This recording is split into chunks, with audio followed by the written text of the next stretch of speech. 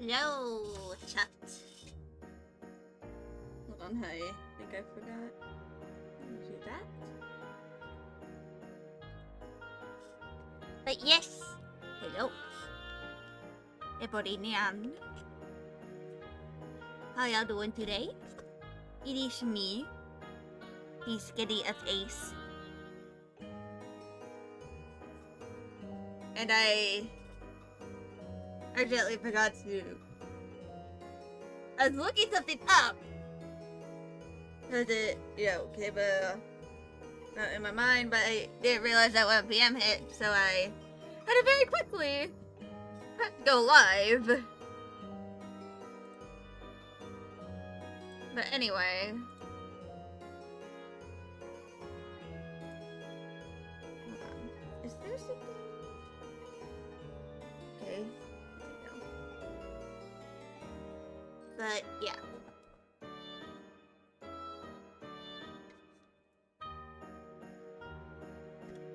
I have my liter of water with me.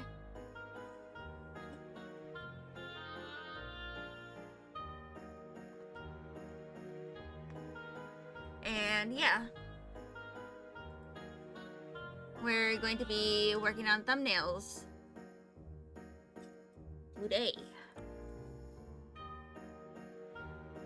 Until I eventually go and work on concept art.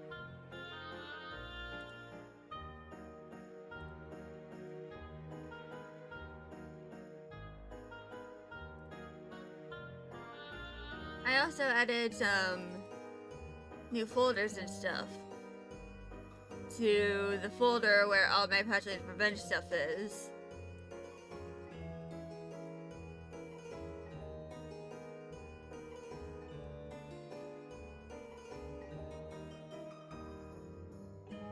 But first...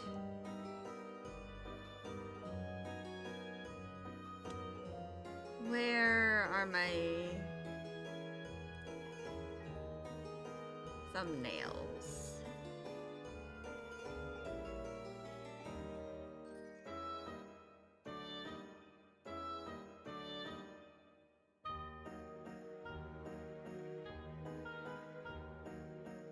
Oh, there they are.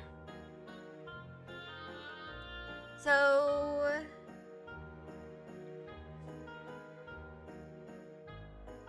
these are like the original thumbnail ideas I have. But, of course, I'm probably going to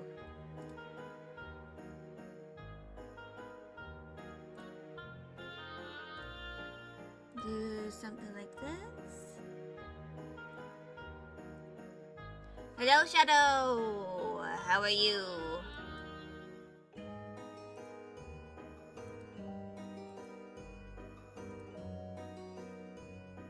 I'm thumbnailing.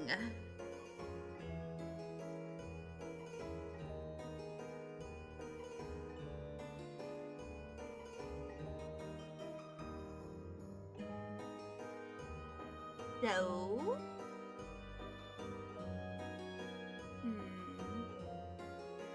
Yes, hi. And the first thing is... I gotta...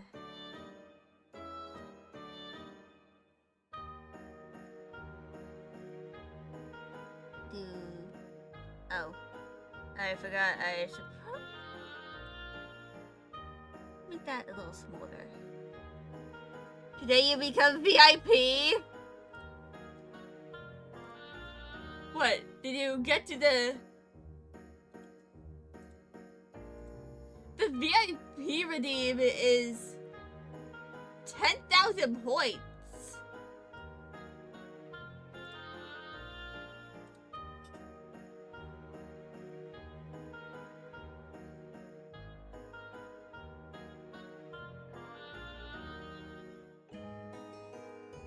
But anyway.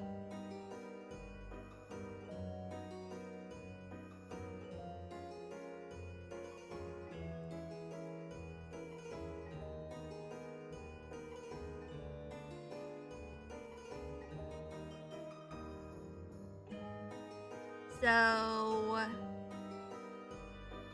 first thing that I am going to be doing is thumbnails.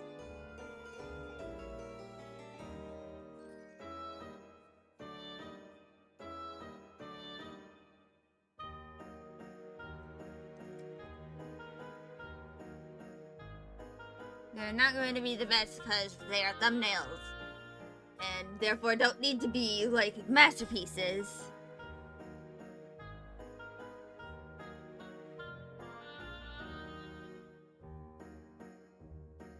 And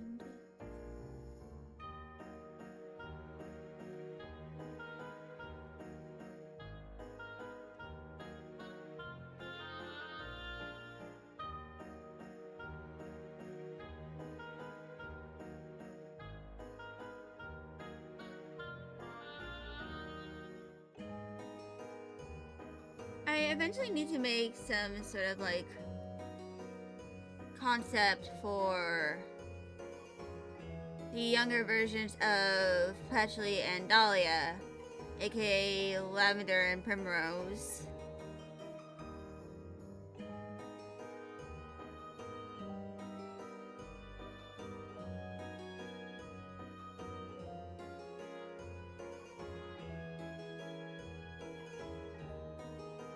I see a kitty prowling.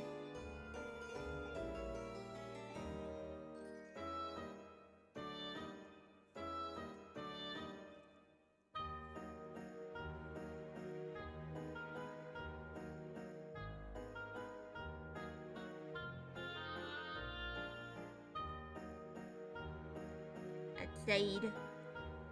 I have no kitties with me, by the way.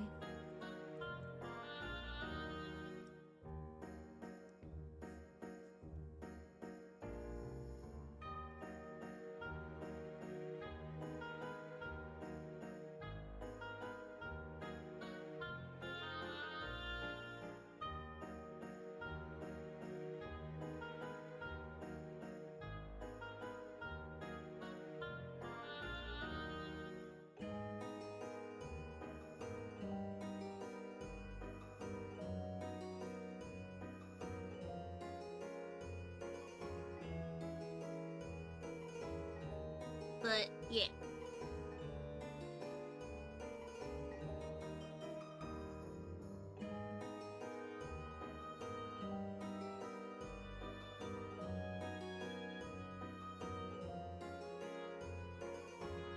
But, essentially, what I'm doing right now is that I am making little concepts for what some of these will look like.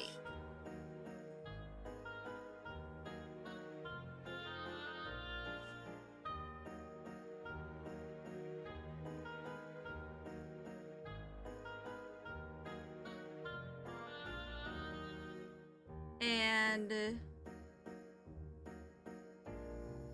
this is going to include possibly, this is probably going to be all of the first arc, the Bandila Spica, for this document. But right now, I kind of just have the prologue, which is technically the first chapter.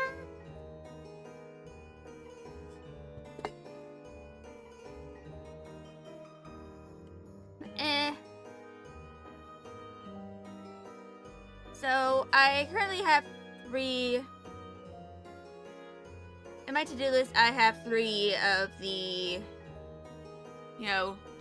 drawings that I am going to have for the very first chapter. And those are probably going to be the only 3 images in there. 800 to go. Wait. You just have 800 to go?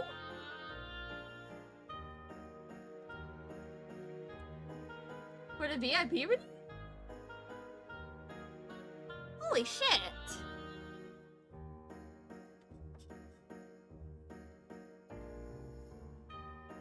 Guess when you redeem it, I'll have to increase it to like 20,000 in points. Fuck. But yeah. I'm gonna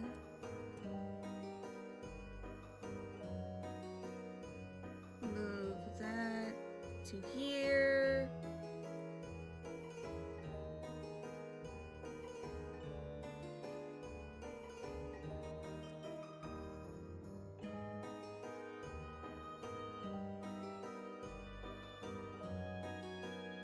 And yeah.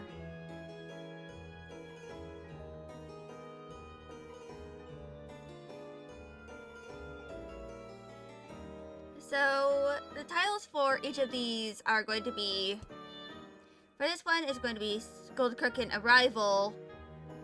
Second one, which is going to be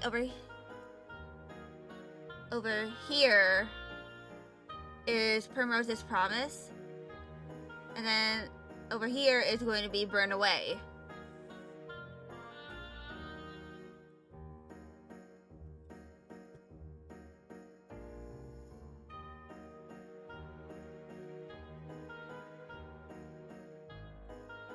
And I'm probably going to reference, this image over here.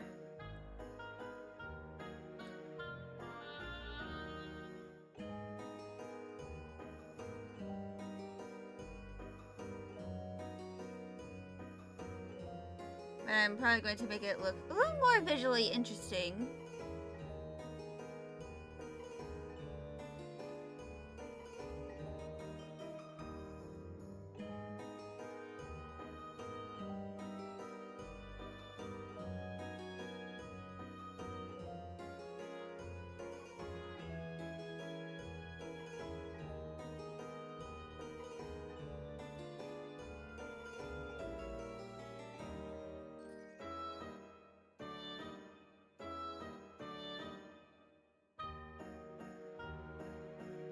Or at the very least try to.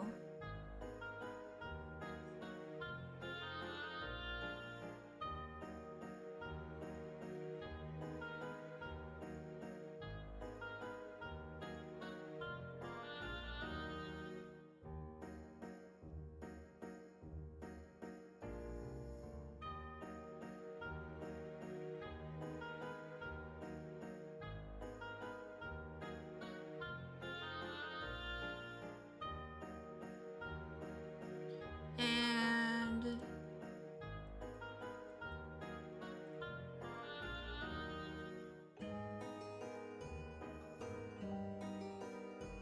I'm going to give actually this loop thingy.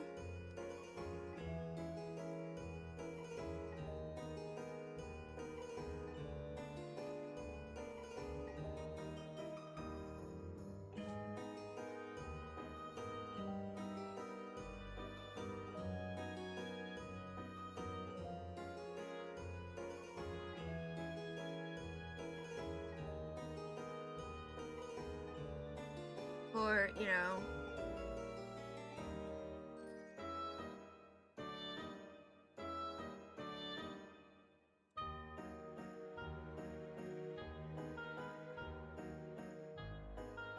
for,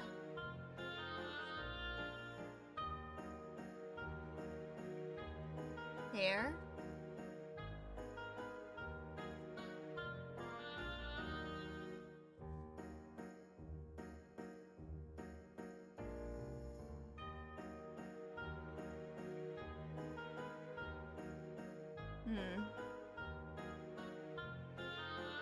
Also, back on Tuesday night, so sometime after my stream, I replaced my mattress. For anyone wondering, Skelly, did you have anyone help you? No. I completely forgot about asking anyone in my family to help. Because I would have asked my dad to help me, but he was at work. And I forgot that I could ask my brother.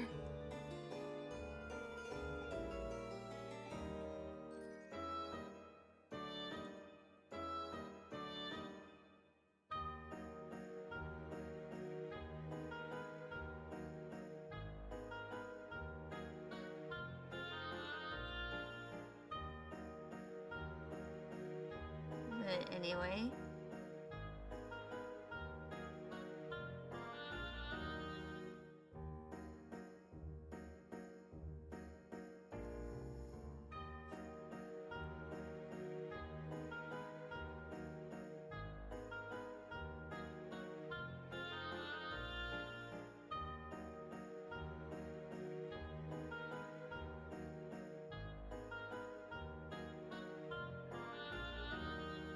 Let me just...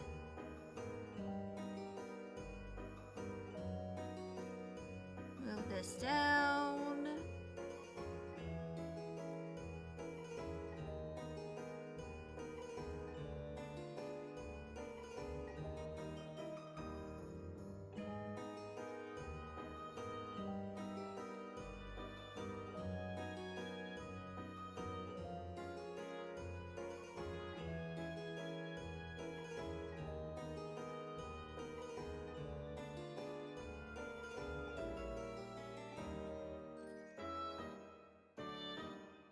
But yeah. Something I might do when it comes to, you know, the childhood designs of Hatchley and Dahlia. So for the designs of Primrose and Lavender, I'm probably going to make their hair colors a little lighter or in tone.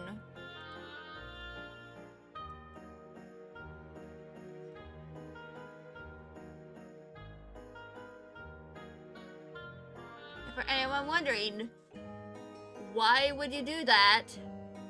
It's simple. Sometimes when you're a kid, you are blonde, and then as a teenager and adult onwards, you are a brunette. I say this because I was blonde as a child, and then when I hit puberty, I literally became a brunette, like, over the summer between elementary school and middle school. So I'm basing this off of personal event, sort of. And it's partially why these two are not going to recognize each other in a decade.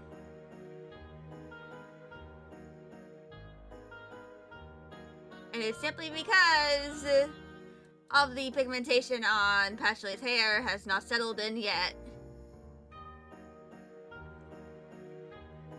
But it has for Dahlia / Primrose, since in this part of the story she is like 15. She's like my age when I had my jaw surgery.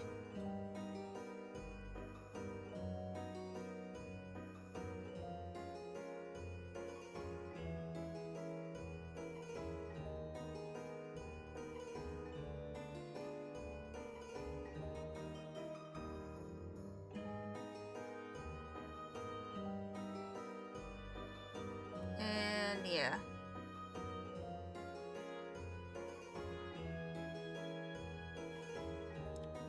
I'm gonna add another layer to this.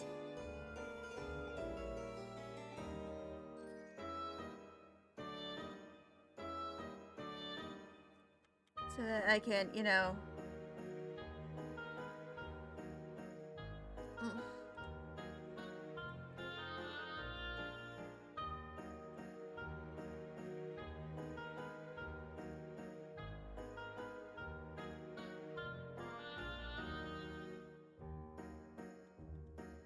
And I can imagine Primrose as being like a gangly teenager.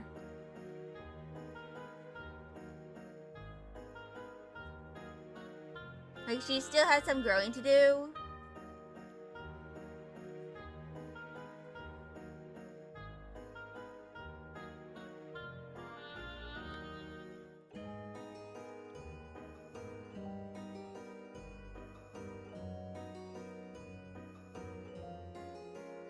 But she is at least, you know, somewhat more grown.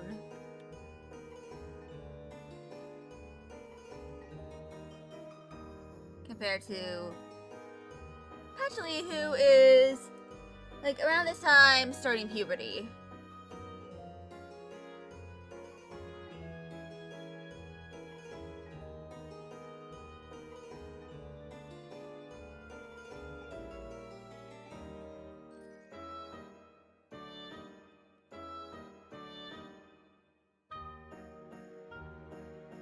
So...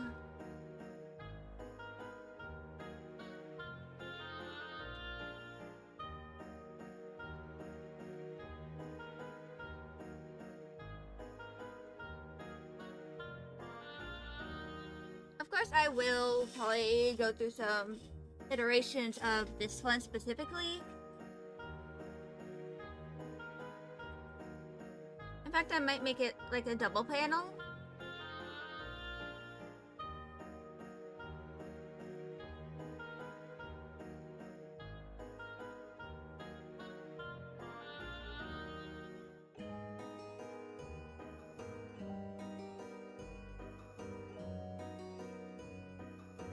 So...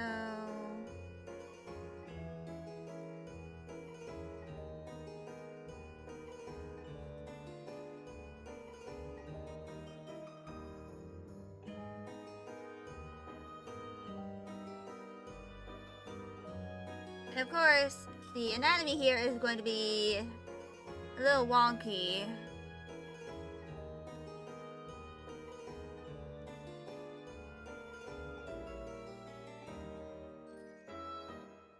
That's simply because of the fact that this is a thumbnail and will look better when it's actually finished.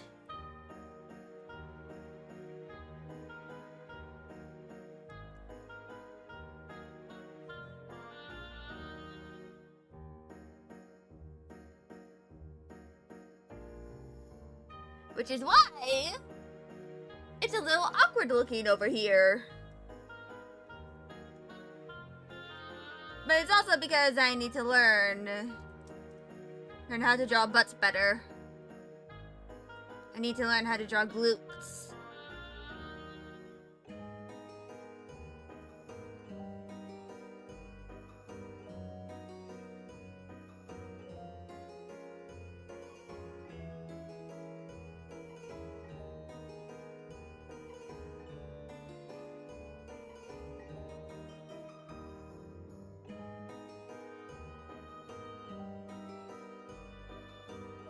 Yeah, ads are coming soon. And though I could snooze them, I just think I'm gonna let them run. Because I need to do some stretching anyway.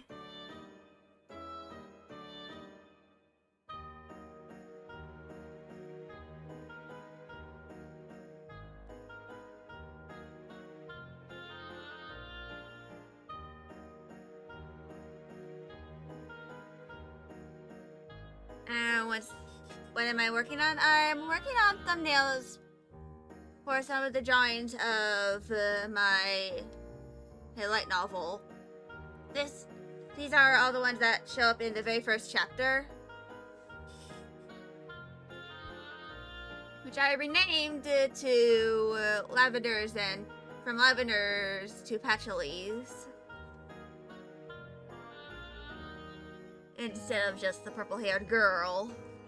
Because the purple-haired girl is way too vague for the purposes of the first chapter.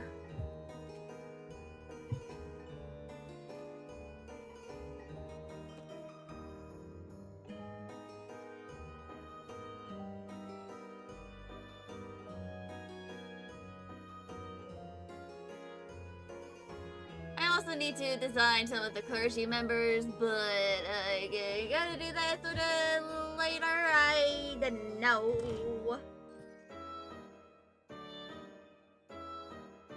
Anyway, Ed's starting soon, so I'm probably just gonna get up and stretch a bit. Because obviously that's something I should be doing more.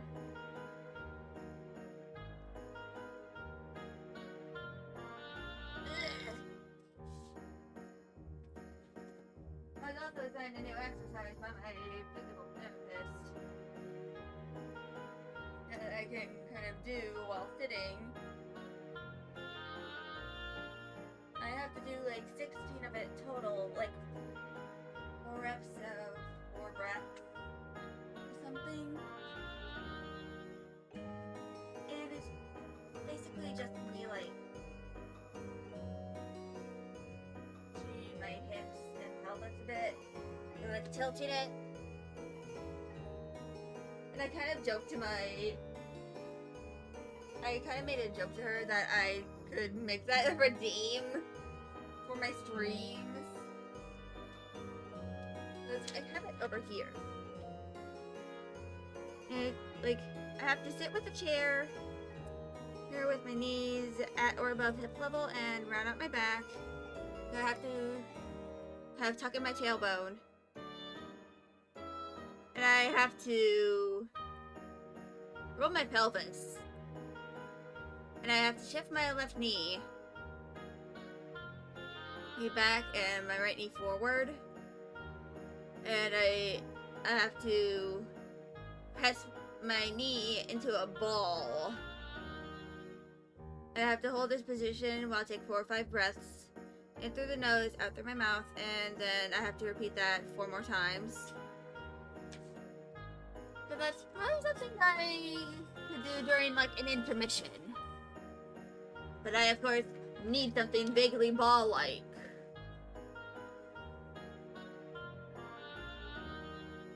But, as I don't have any balls, that probably sounds weird out of context. I might not have an exercise ball that I could use for the purposes of exercise. I have a plushie. Multiple plushies, even. That I can use for the purposes of the exercise.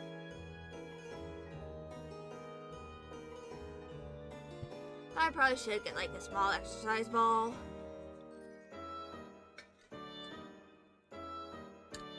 And maybe like make a joke redeem. It's just like... Actually, I'm gonna go do that right now.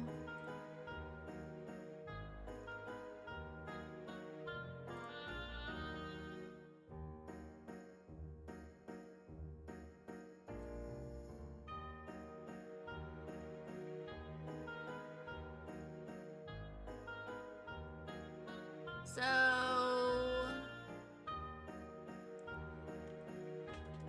Fuck, my stylus fell, but I'm going to add a new sort of joke redeem for 1,000 points.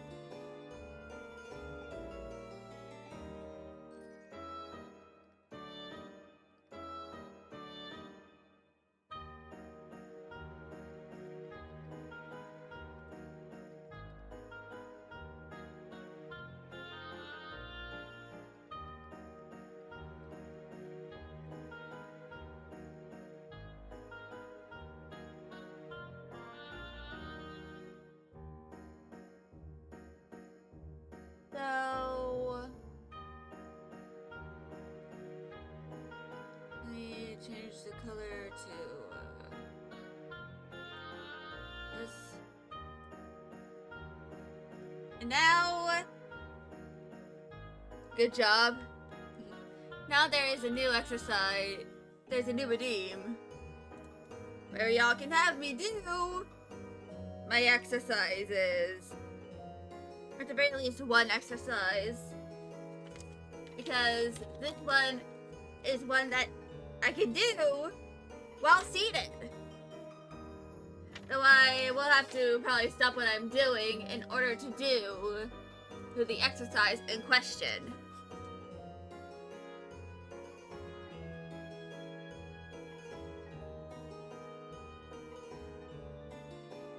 And for anyone wondering why is that?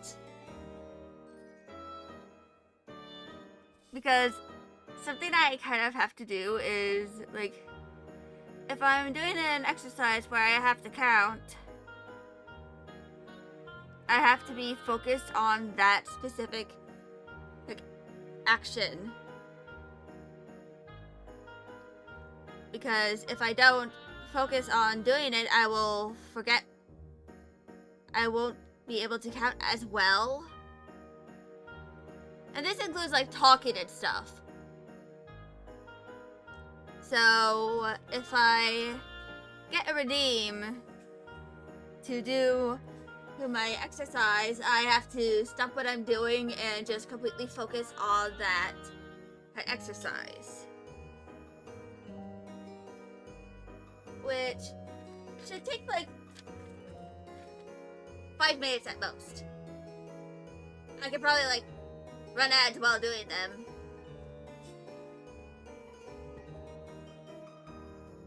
I might even do another redeem where I can, like, do some doodles.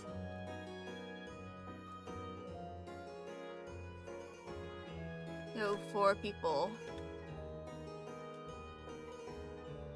Of course, there's that one commission idea I have where it's just, like, a random doodle of, like, a character of your choosing within my limits.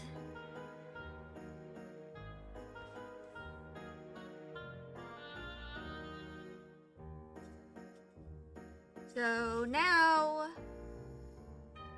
we are on Burn Away. Which, when I do Burn Away, I think this is probably going to be, like, one where I do a lot of lighting techniques and stuff. Like, this one is going to be very dramatic.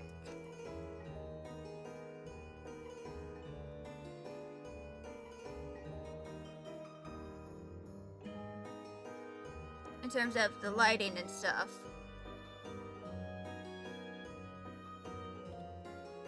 Like, it's going to involve a lot of lights and darks. Like, probably the background is going to be completely black or, like, very dark gray.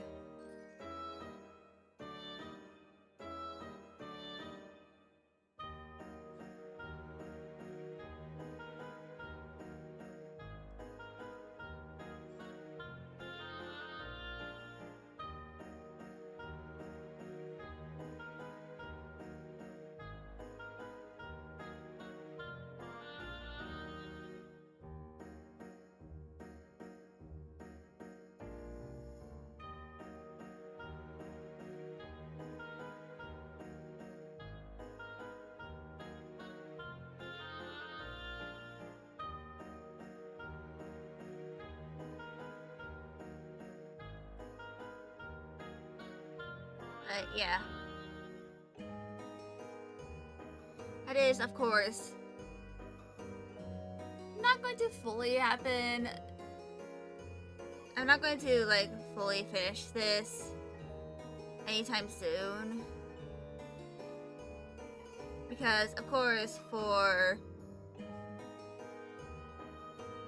the prologue, especially, I need to make the second draft.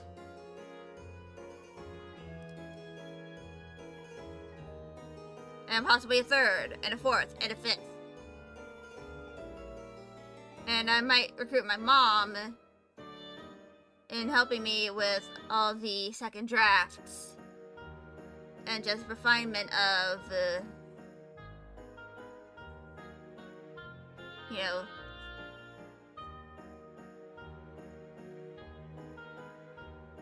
the story.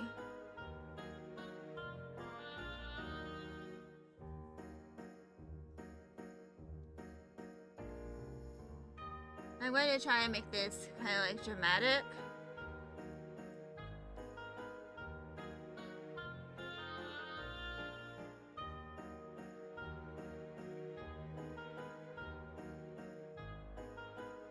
And like maybe a little thing here.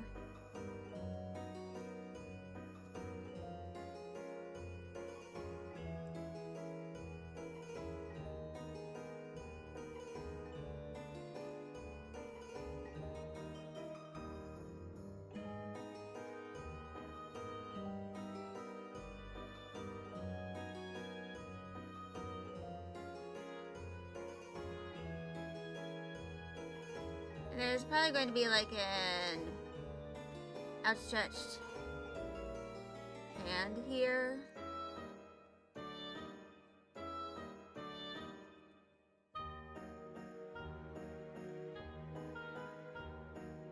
Which is probably going to belong to Agatha.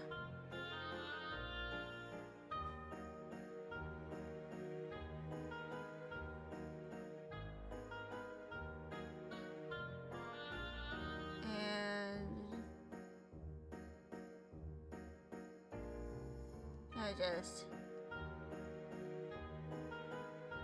this.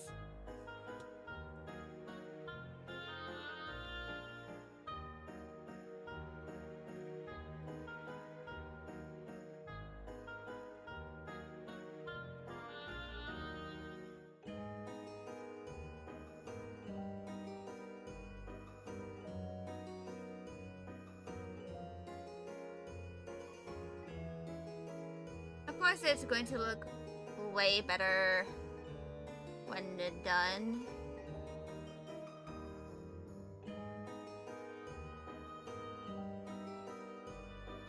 But I kind of want to show a contrast between the Primrose's Promise and Burn Away. Where instead of her hair being like swept away, it's like the tiniest bit of a strand falling on her face. I kind of wanted to show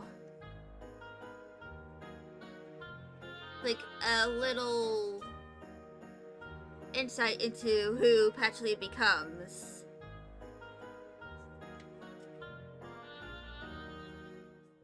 Like the woman she ends up becoming. In the decade between the first chapter and the second.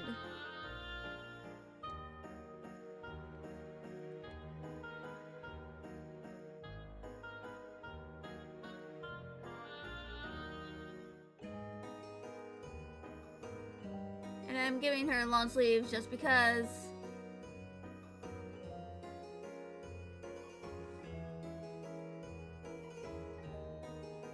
But let me just add a little bit of this.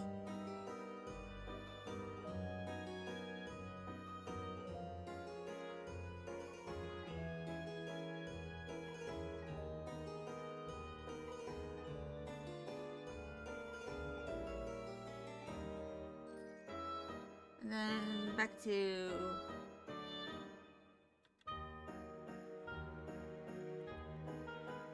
the regular opacity.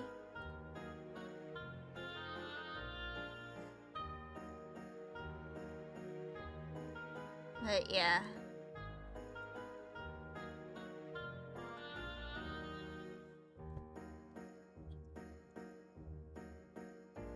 So I might add like some sort of like perspective shenanigans to this. Like, hurricane update. What the fuck?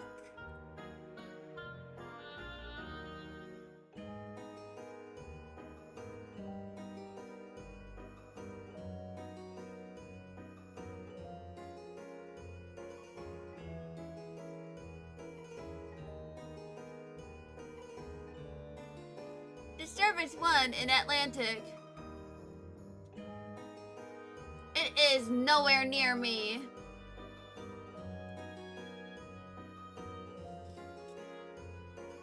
So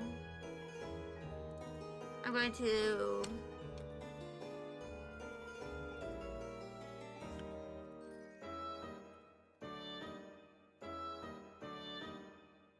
do that.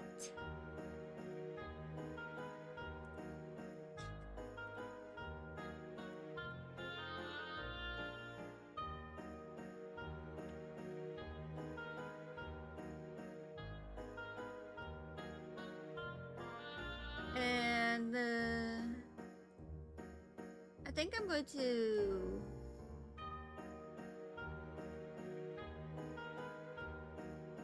do this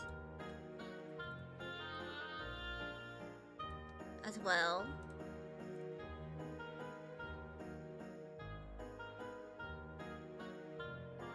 So there's likely going to be a total of 9 of these.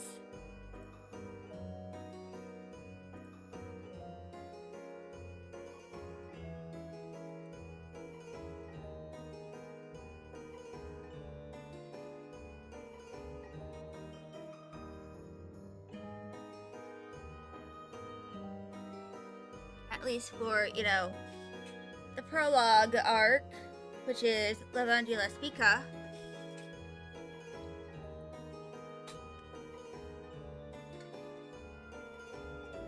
And essentially, all, you know, pretty much all of these are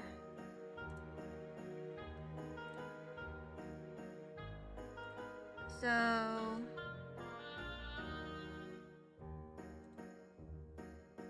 let me add this.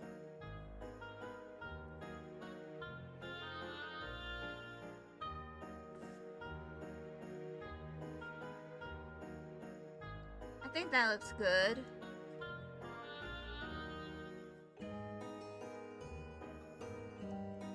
And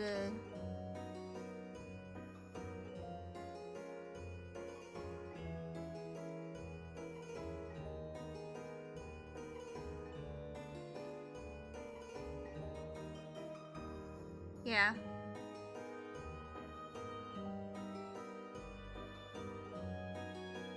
I probably should have grabbed a few more of the thumbnails.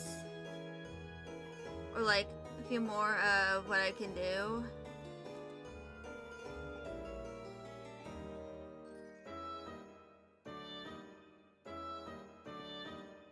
But I think I'm going to do a little bit of color palette stuff. Like,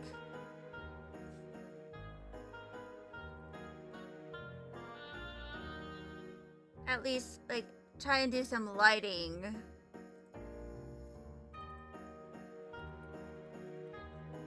Related things.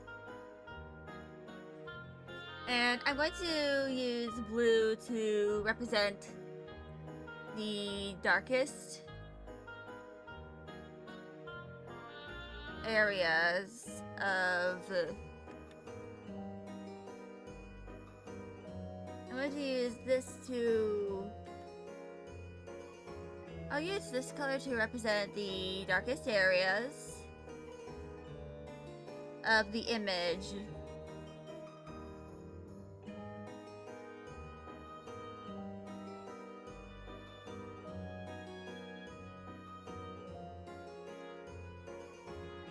which will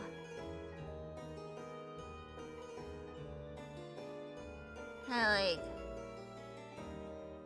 actually, hold on. I'll kind of like use this.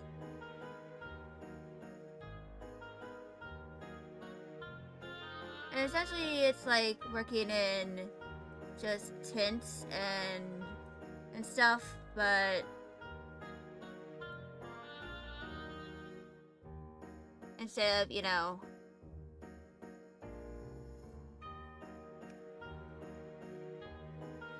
working in grayscale, I'm just using various shades of red because I feel like it aligns better with the colors that I'm going to be using.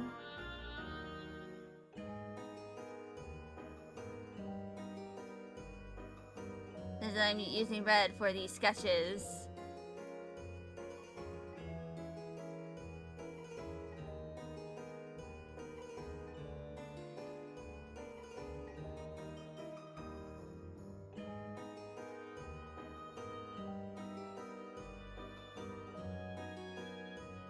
But yeah.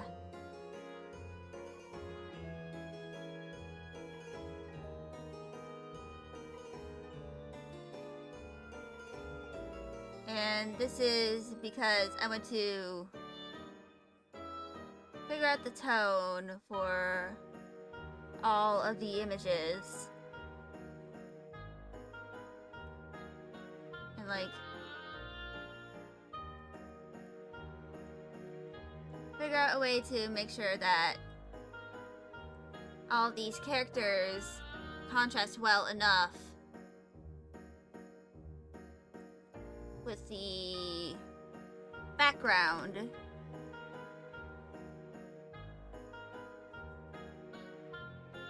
In a way that, you know, allows them to be as visible as possible.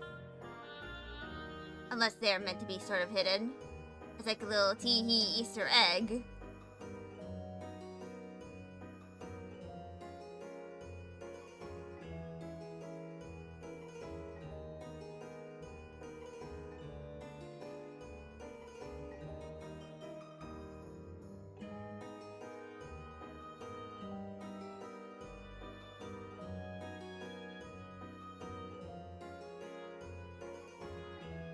Yeah. So when it comes to the actual light novel,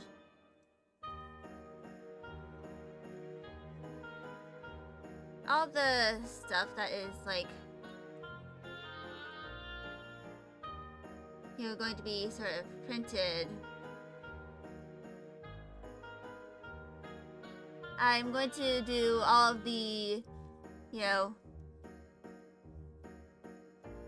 drawings in grayscale, and that's going to involve a lot of halftones.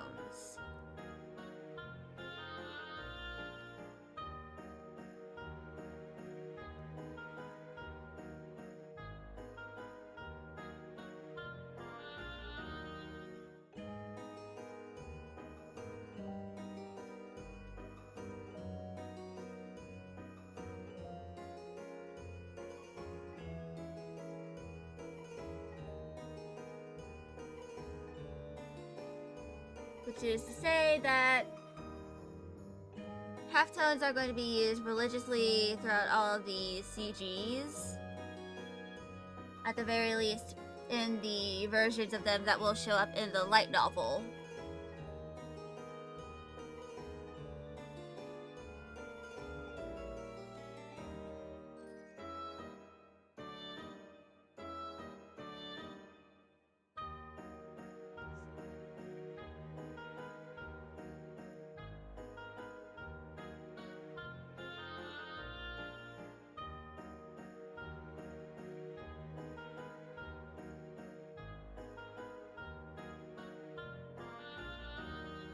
But yeah.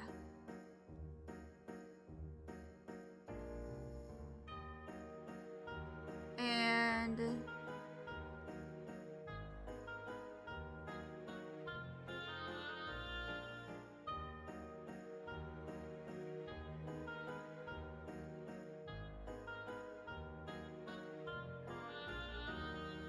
I'm going to probably use a good amount of, like,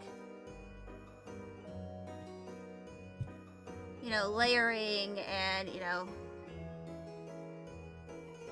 color.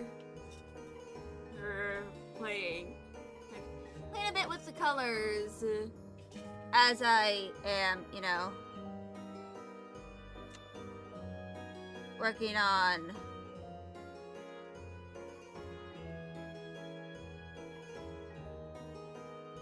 all the stuff here.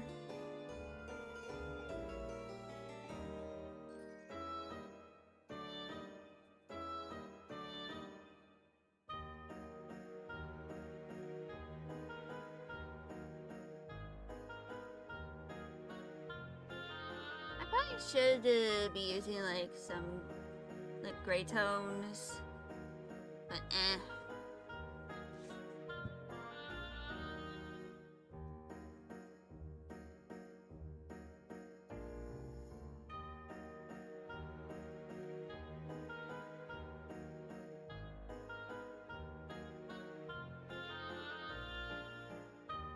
But yeah.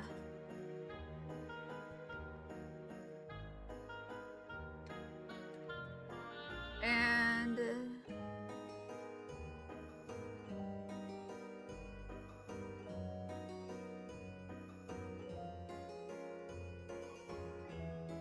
yeah.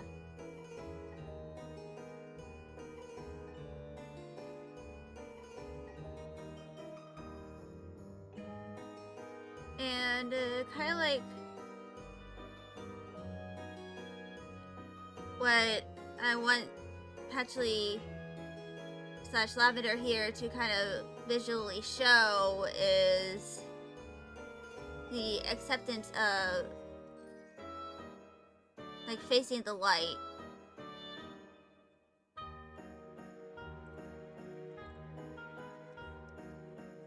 Which is kind of like why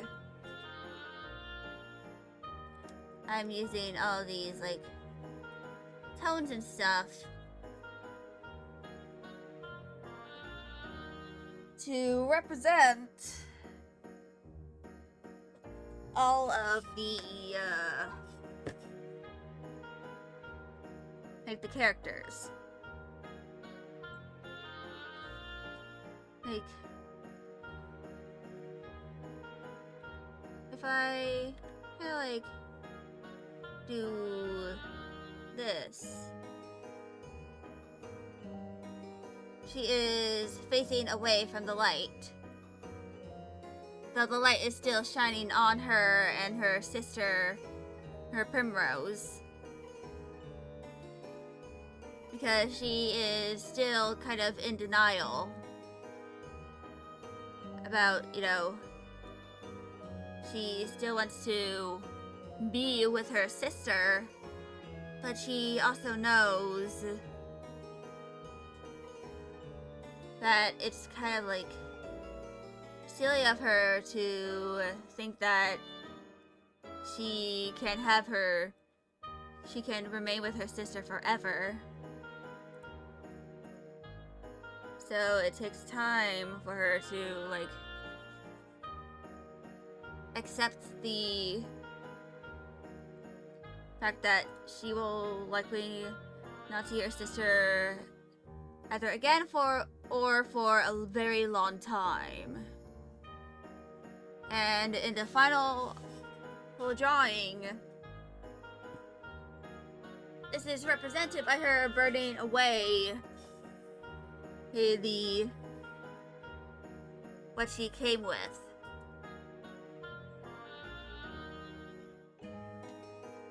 And here, of course, she's going to be kind of wearing a black dress.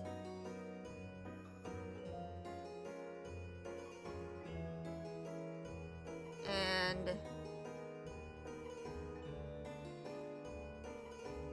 essentially, she is going to be embracing the darkness,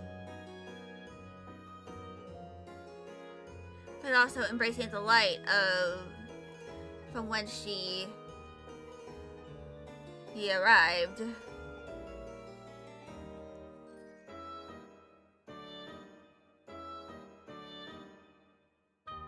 essentially, it's about, abandoning the old, accepting the new,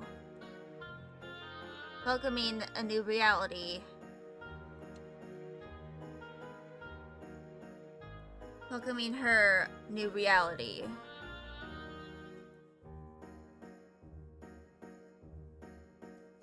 And that will likely be, at least from what she assumes during this part of the story, the supposed rest of her life. Which she is honestly fine with. She essentially accepts the fact that she may never meet her sister ever again.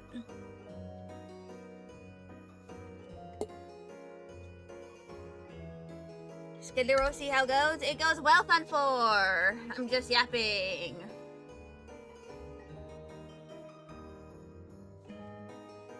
And doing shenanigans. It's what is called color theory. Well, not really color theory, but just lighting.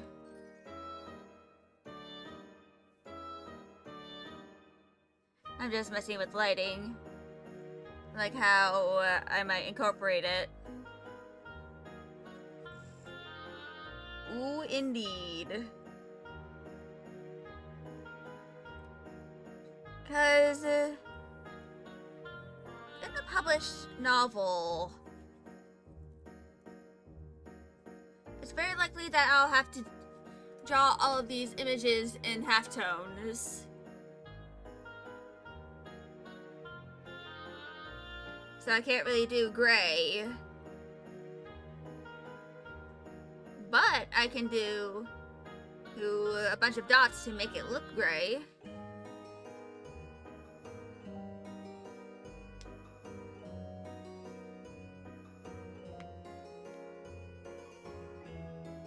But I also need to kind of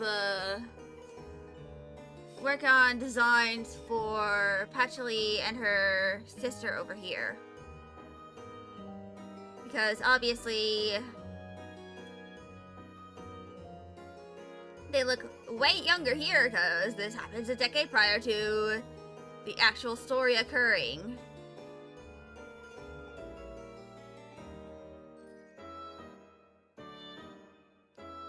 And because of that, I need to make this sort of refine their childhood designs a bit.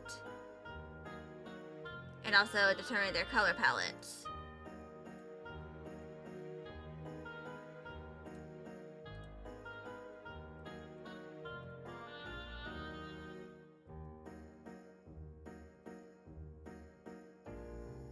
But before that happens, I am going to go on an intermission. Because there's some stuff I need to do. And I need to stretch and stuff. So I should return in about a few minutes. I shall be back.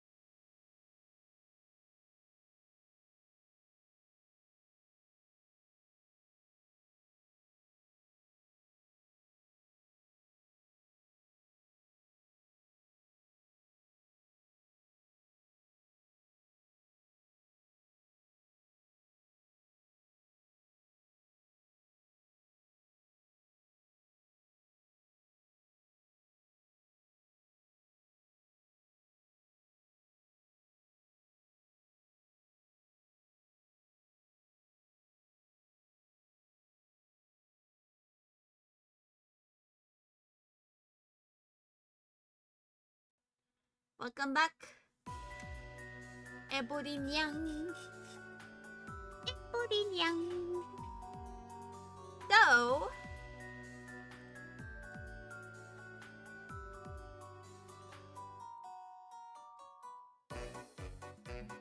since I finished doing the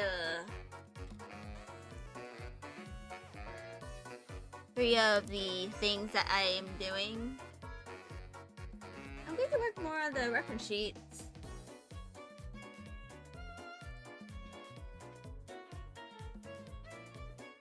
And I'm specifically going to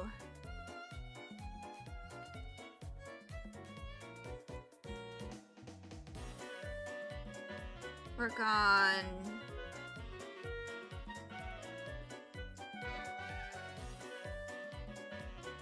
all of the sort of this stuff.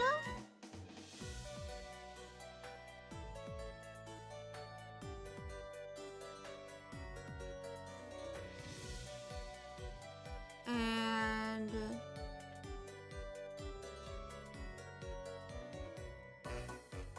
I think here I am going to change the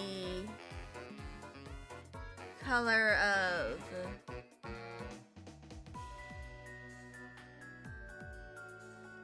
her tail to being the same sort of coral color as her hair. Because I think it might, you know, translate a little better.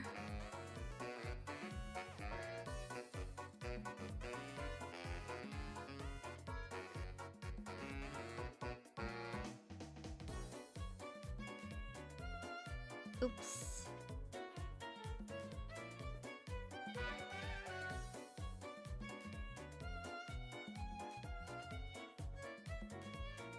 But yeah.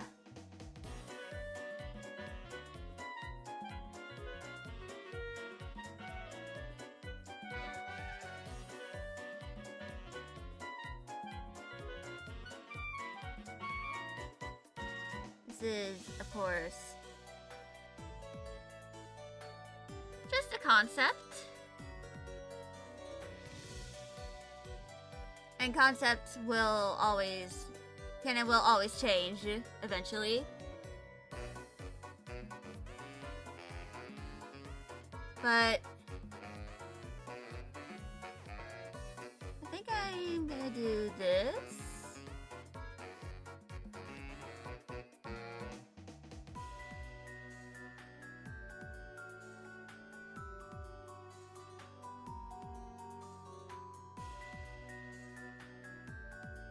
I'm going to delete that.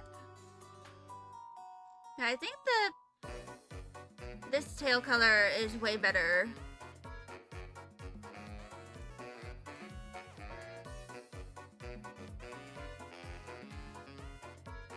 I'm gonna clip that.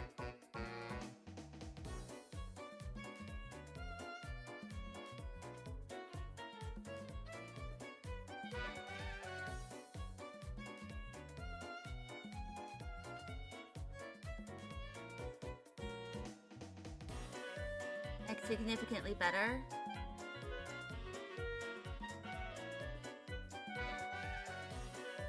But yeah.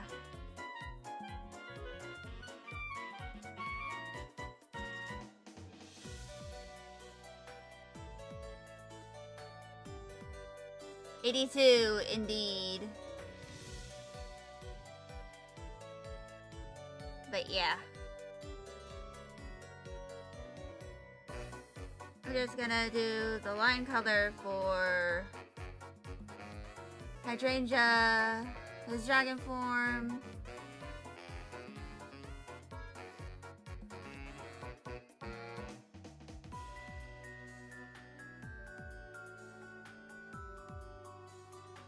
Because of course, that has to be done eventually.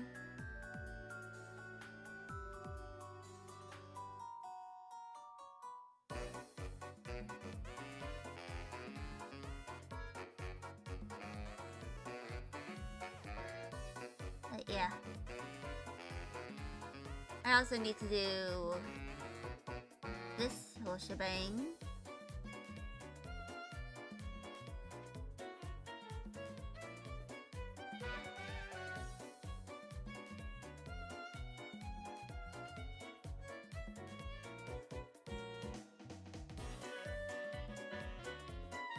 And that is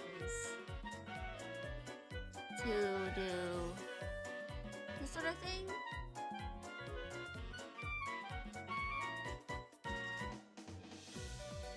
Of course, I eventually need to fix some of the colors. They obviously did not fully cover.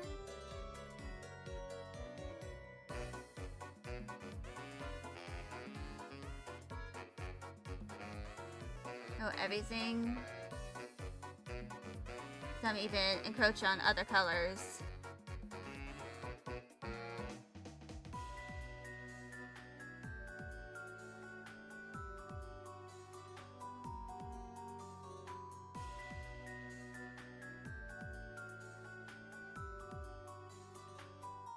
But yeah.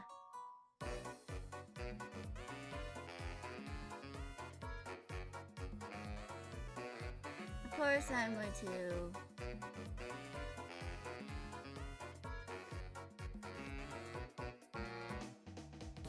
start.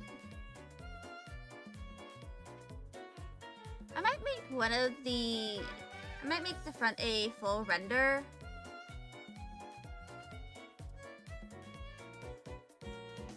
Though, of course, that, you know, hinges on how much I really want to fully render for the front 3/4.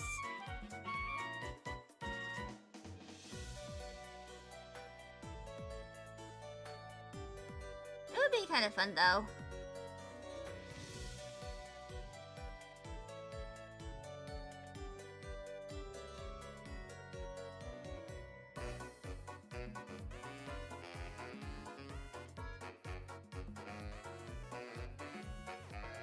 But anyway.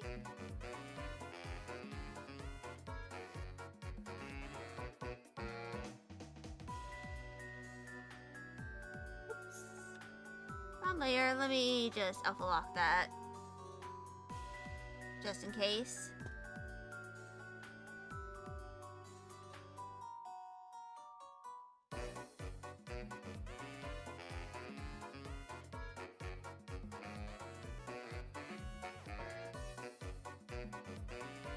But yeah.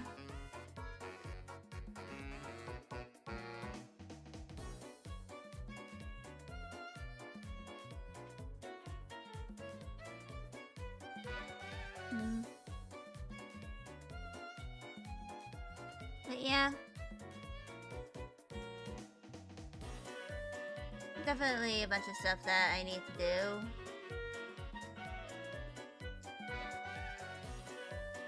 For this whole story.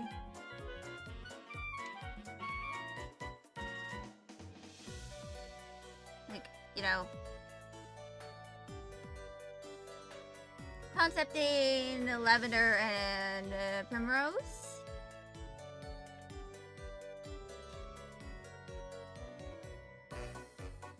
That is, you know, sort of important.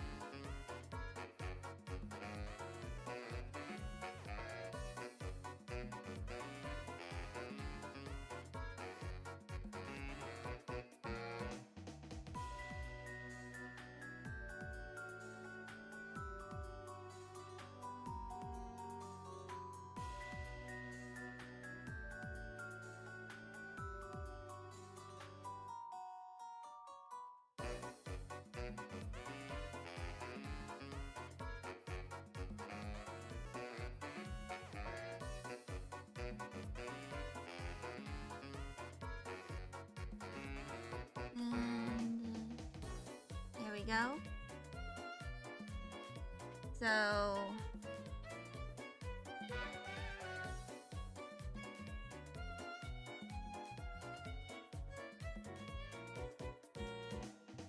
apparently, oh, this whole thing happened, apparently. I think I probably accidentally filled some of the line art with the fill tool when I was meant to fill something.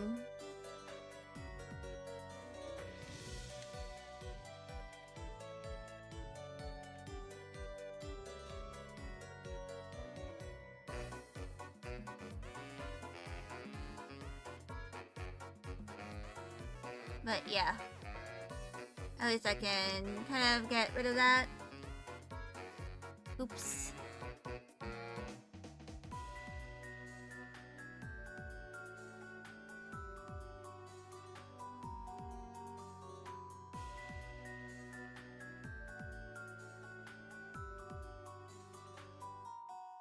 But yeah.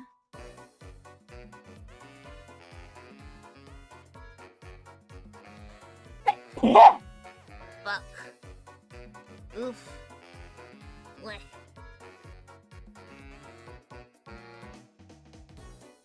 That was indeed a sneeze.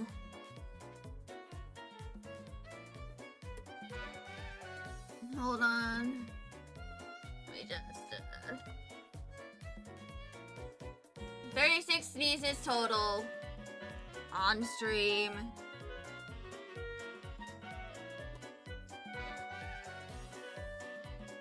But yeah.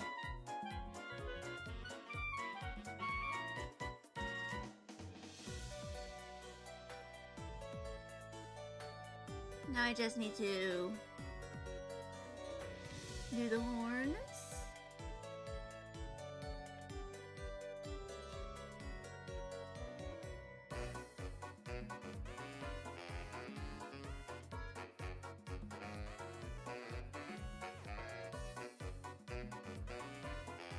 Oops.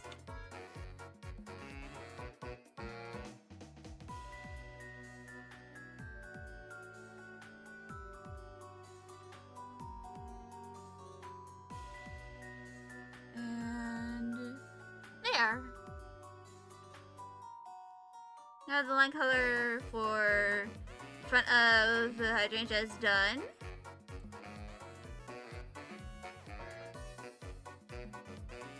I think I'm going to add some more stuff to the to-do list.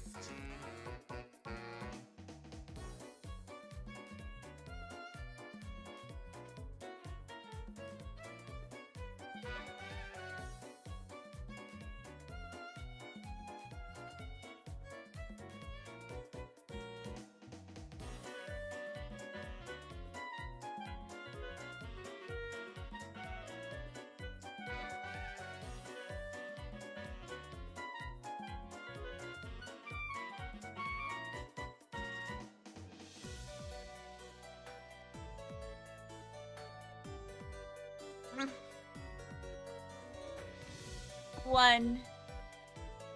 A whoa.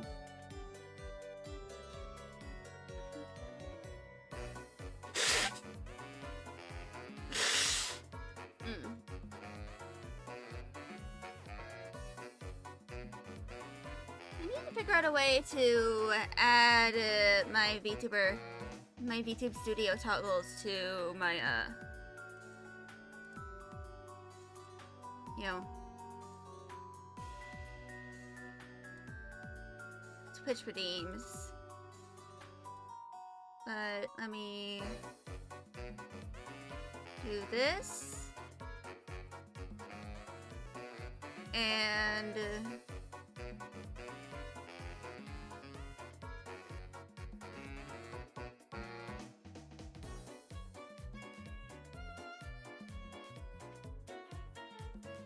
I think I'm going to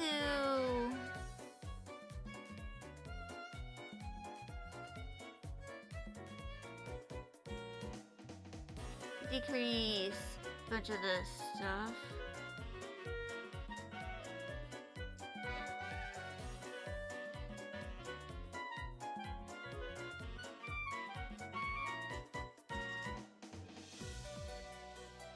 Actually, hold on. Until you're there? Hell yeah. But anyway, I think I'm going to go to the Clip Studio assets and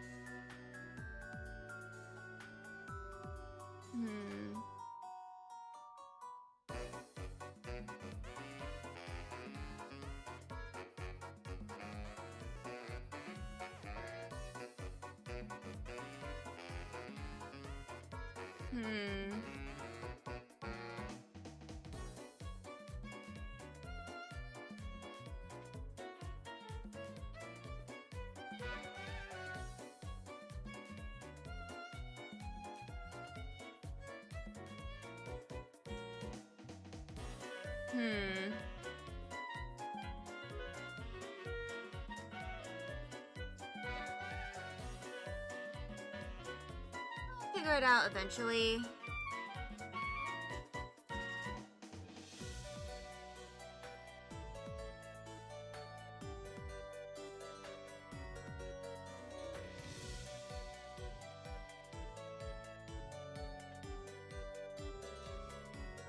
So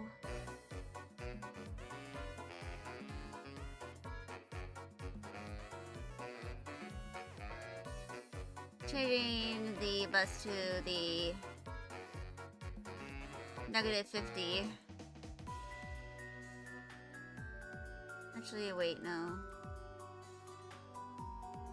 -28. But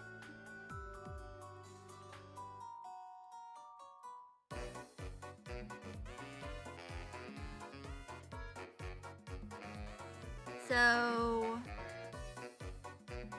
the big thing here is I'm going to try and sort of keep the colors proportional. Like try to keep all of this stuff proportional to the characters.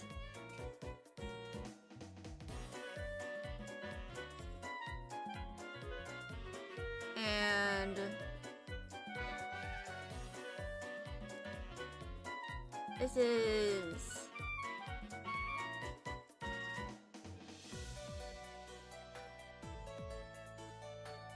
going to kind of include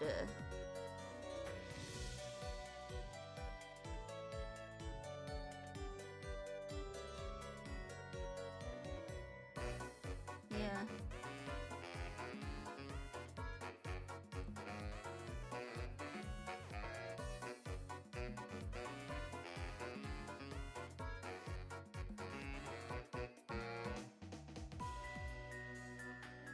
So this is going to be lavender, most likely.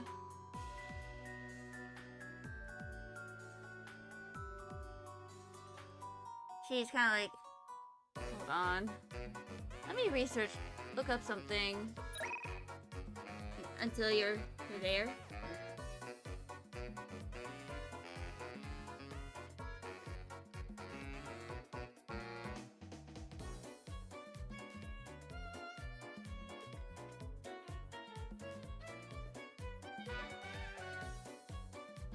So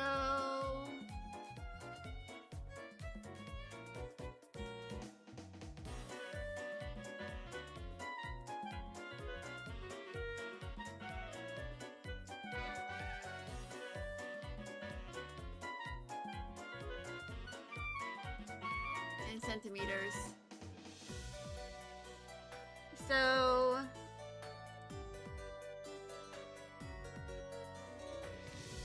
apparently the average height is around like 138 centimeters for like a general guideline. So I'm gonna make lavender 137 centimeters.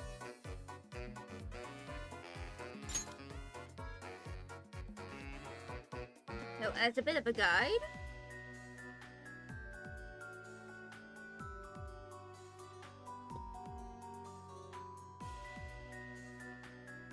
and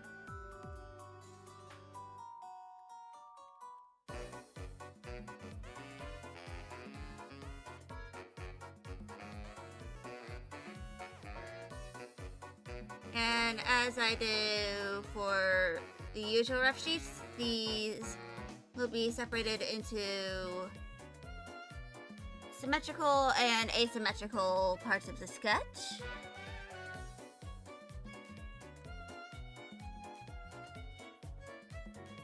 Hold on, let me just...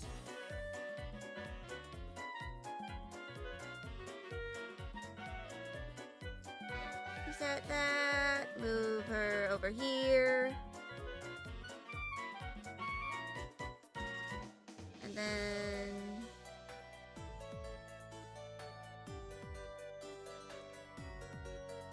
that.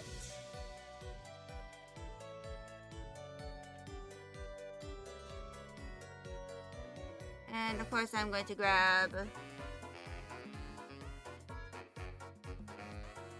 all of my drawings of lavender that I have.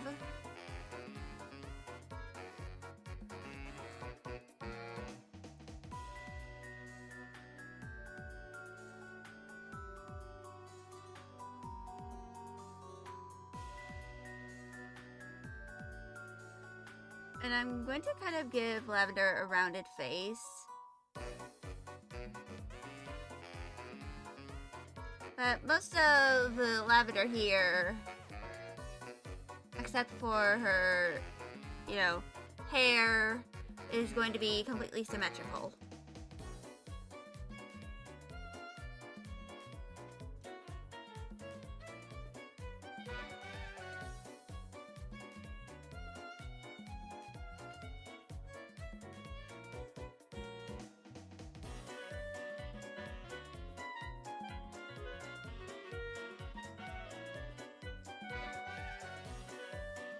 But, yeah.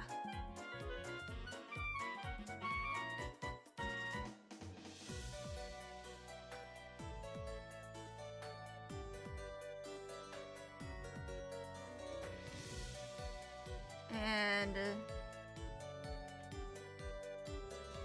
lavender is kind of like has a bit of a boxy, boyish body. Because I want to differentiate her from, you know, actually as much as I can.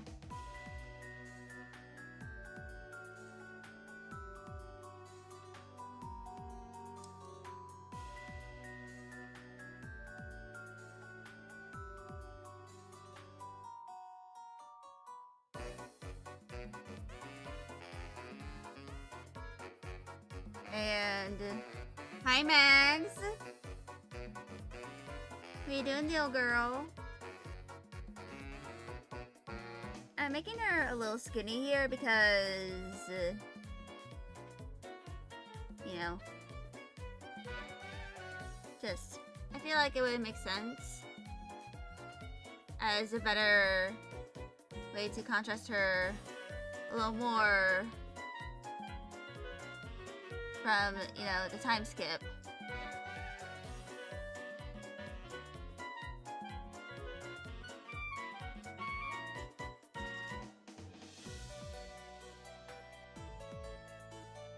But essentially,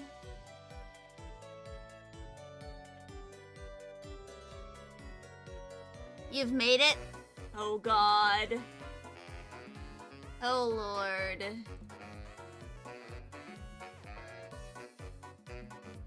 Well then! Congratulations!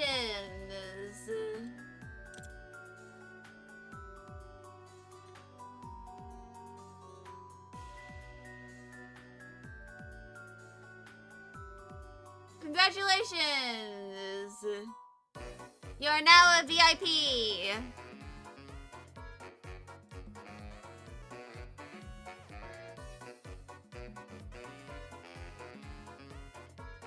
Now I'm going to change it to 2,000. Thank you. No problemo.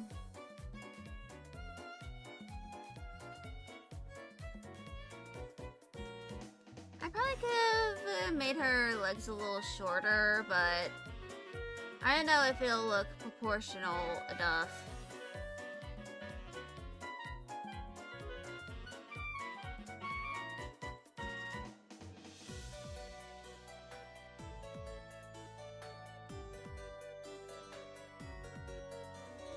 Yeah. Looks a little awkward.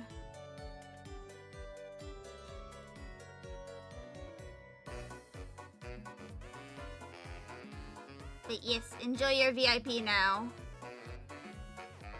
So... I think I have another drawing of... Okay, there we go.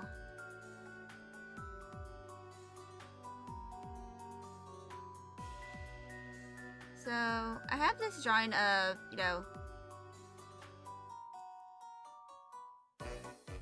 essentially what I'm trying to do with, you know... Actually, slash Lavender here. But what I'm trying to do with Lavender is that I'm trying to make her look, you know, like, I'm purposefully making her wear something that would be out of character for her to wear.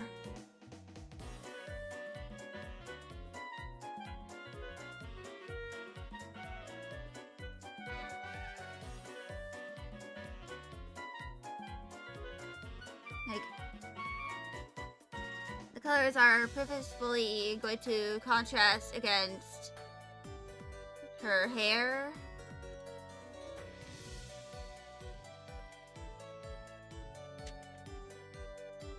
And most of all, she is going to not look like she's in the best emotional state. First, let's do that.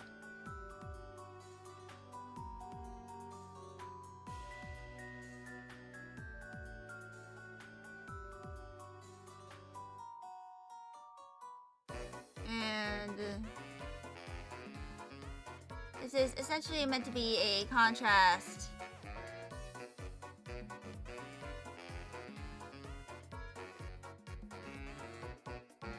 So when you see her in the, you know,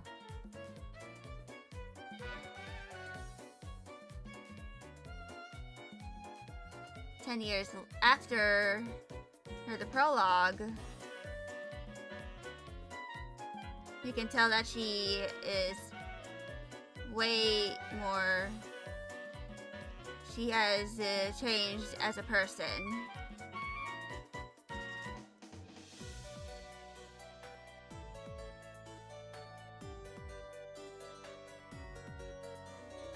You know, mostly because she went through puberty.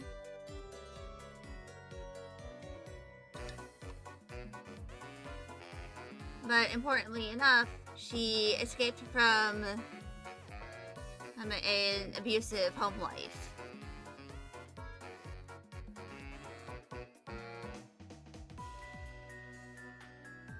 But ads are starting soon, so I'm going to just look at references while ads roll. Yes, one. Unyo.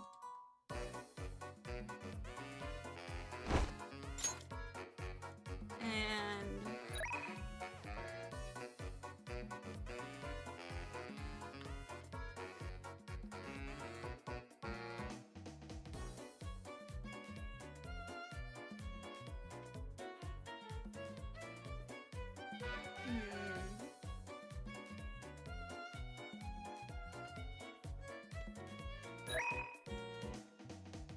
I'm going to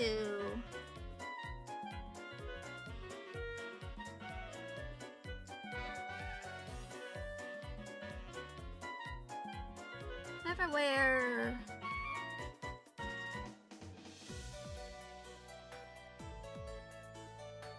like sort of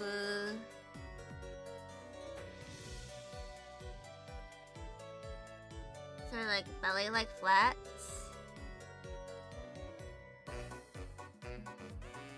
Like, you know, something that a kid wouldn't really wear.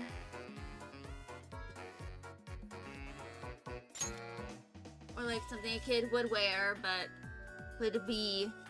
something that does not fit them as a person.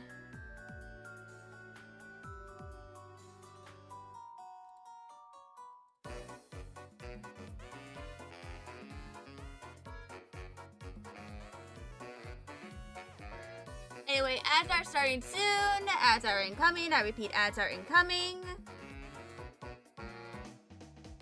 So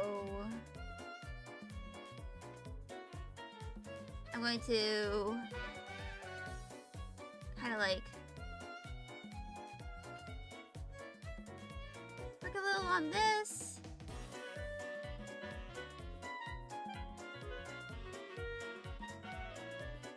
And then, you know,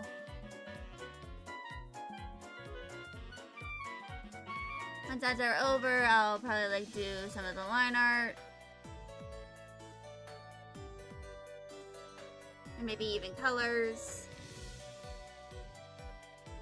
But yeah.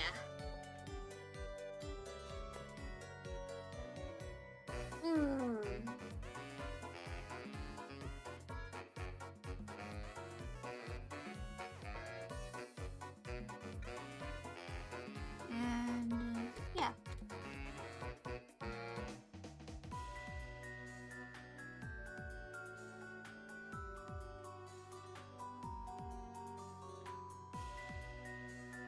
I'm going to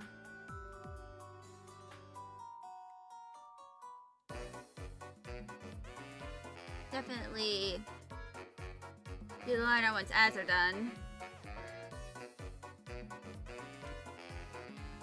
And I'm gonna do some stretchies.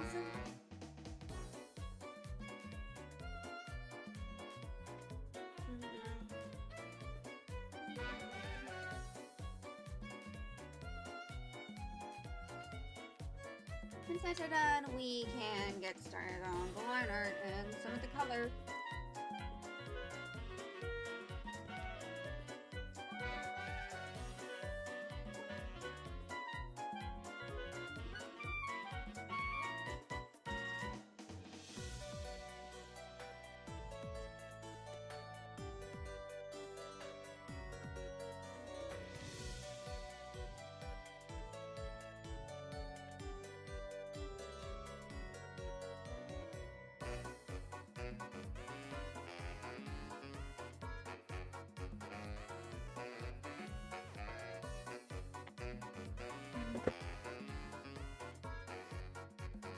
Once ads end in about a minute, I will continue on with my shenanigans.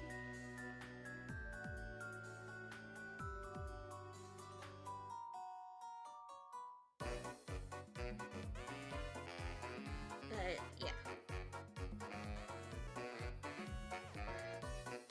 And I'm probably going to do an intermission soon.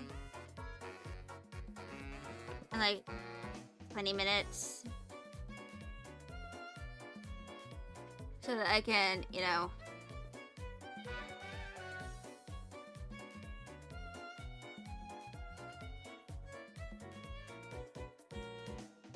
use the bathroom and stuff since we'll be halfway through stream.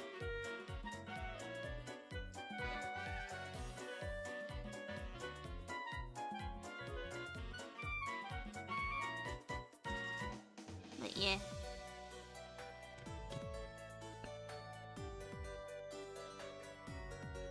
It is, of course, only going to happen once the ads are over.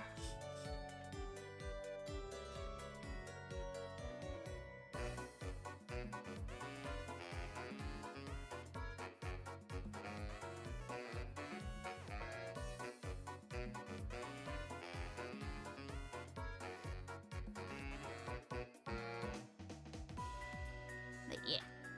Ad break is now over, so let's get started on some line art. Let me just turn that layer off. And of course, next to her is going to be, you know, Primrose, aka the girl who becomes Dahlia.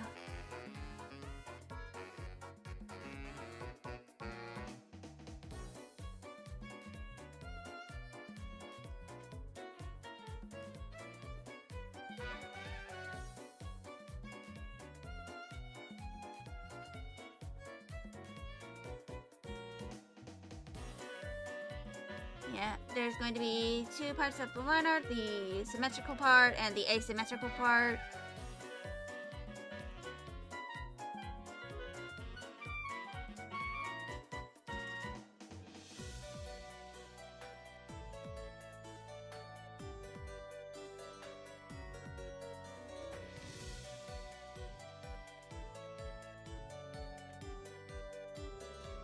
But yeah.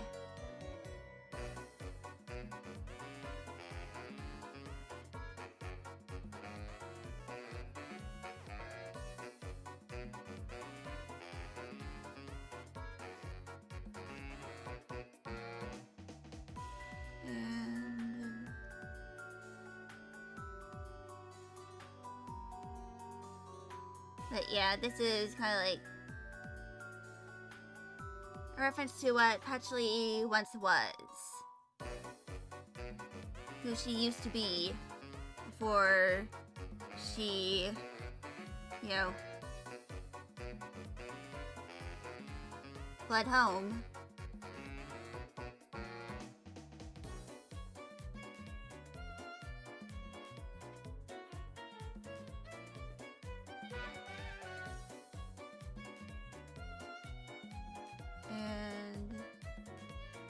And just, yeah. This design is essentially meant to be an insight as to her old life. What she once was, and who she eventually becomes in the time skip of a decade.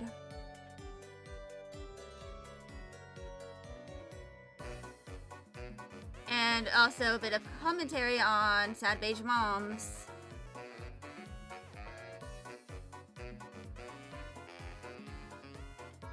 And like generally just kids from broken homes.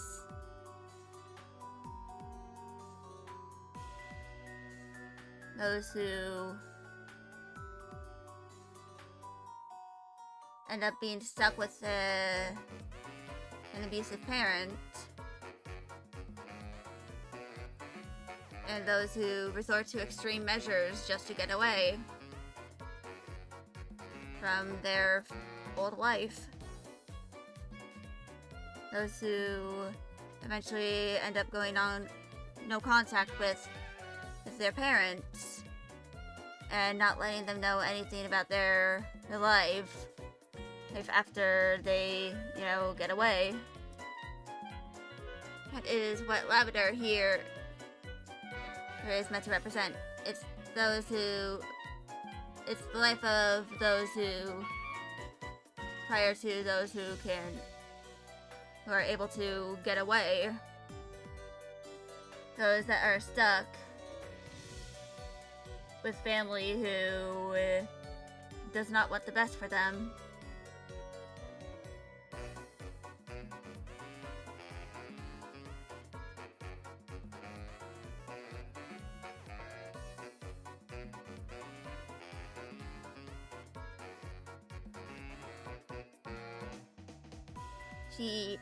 Lavender here is the representation of basically all of that. The ones who who aren't able to, you know, move to choose a better life. Or for those who were able to, you know, get away from their previous situations, essentially she is a representation of the scars left by the abusers.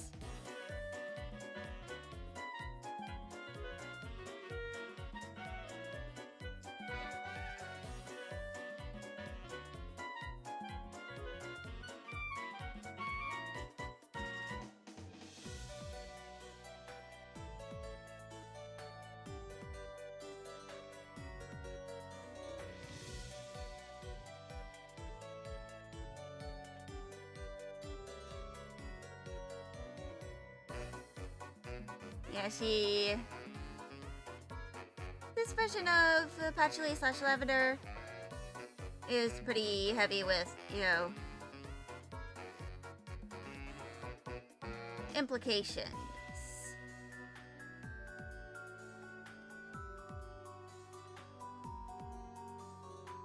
But eventually, those who, free themselves of the bind, things that prevented them from growing as a person. And that's why her hair is relatively flat in comparison to, what she ends up becoming. Because, it's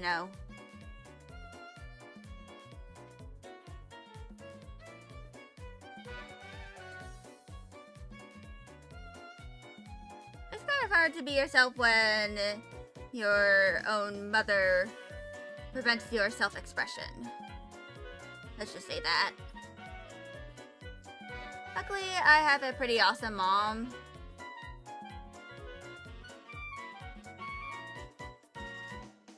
But she's only that cool because she knows what it was like to not have the best parents, so she didn't want me to have that kind of life.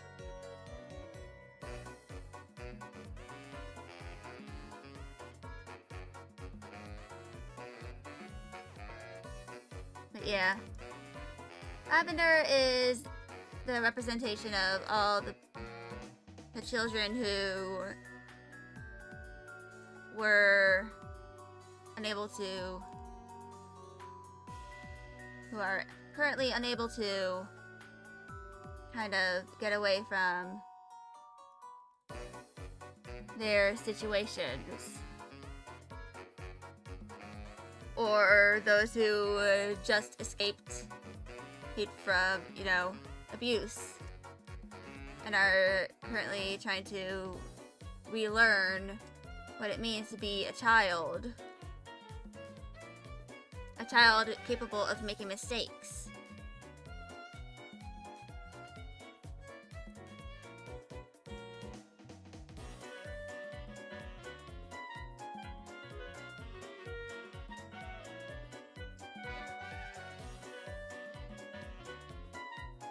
But yeah.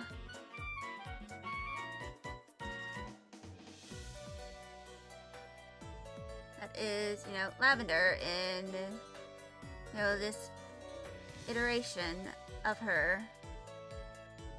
She is the child who is eventually going to slowly learn what it means to, be a kid.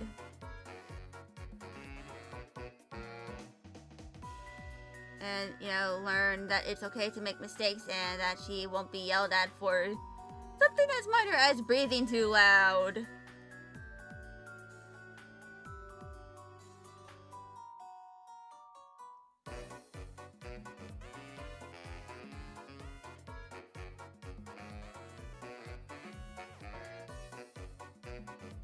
Yes, from what I've heard, there have been kids who have been treated badly for just breathing loud.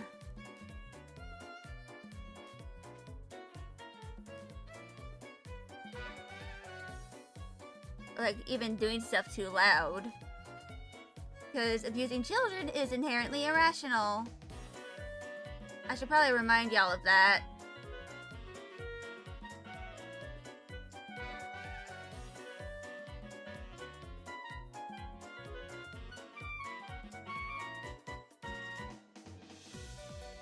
And, lavender is meant to be like that representation of a child who literally he just is, you know, trying to learn how to live a life after escaping from abuse.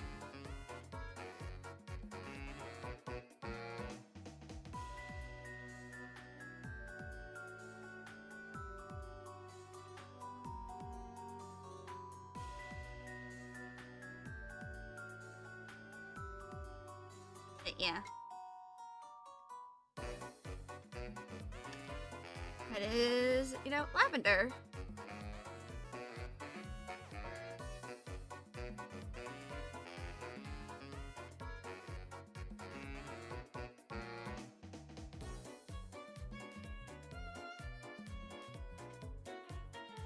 Hold on.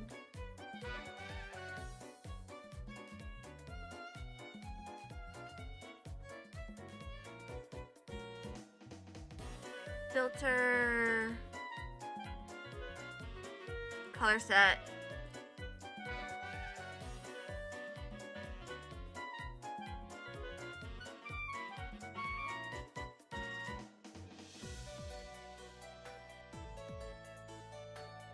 I'm gonna... Oh, right, I have to sign back in.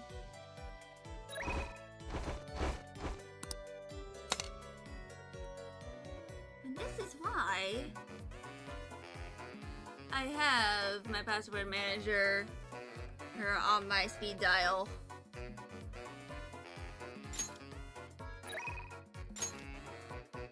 So that I can easily do this stuff.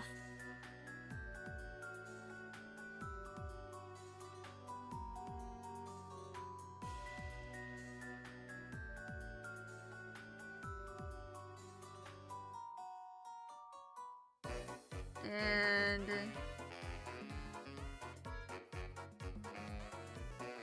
let's just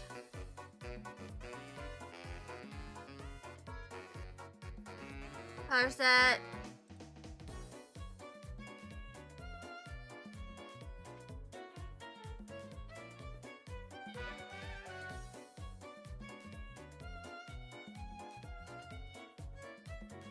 Yeah.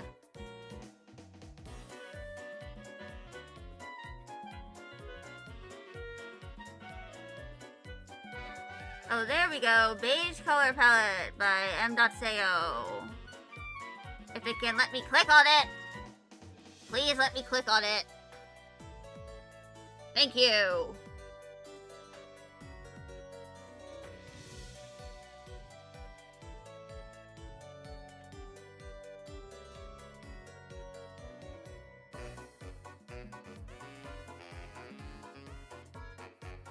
Anyway.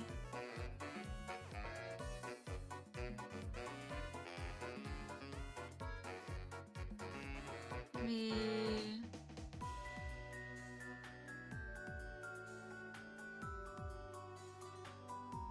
Add those to the palette.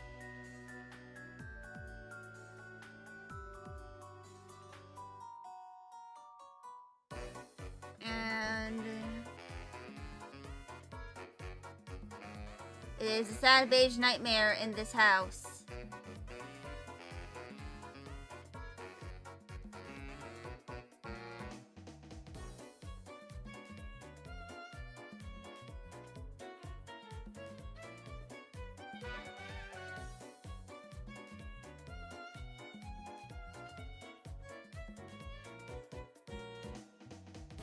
But yeah.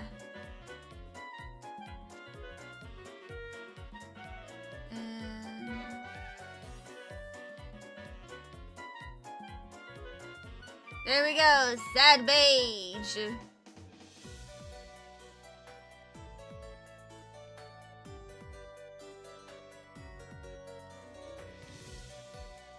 For she is sad and wearing beige.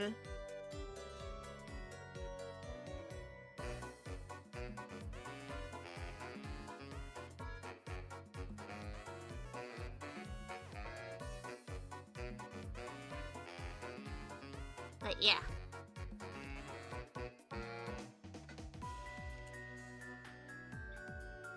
that is lavender.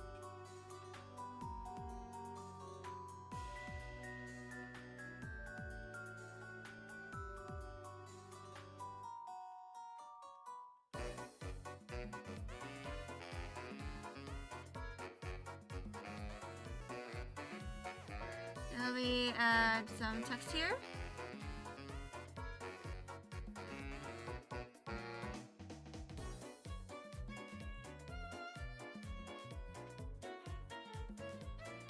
And then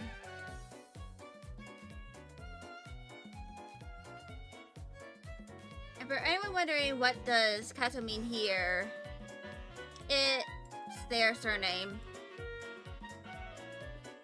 It is a historical reference.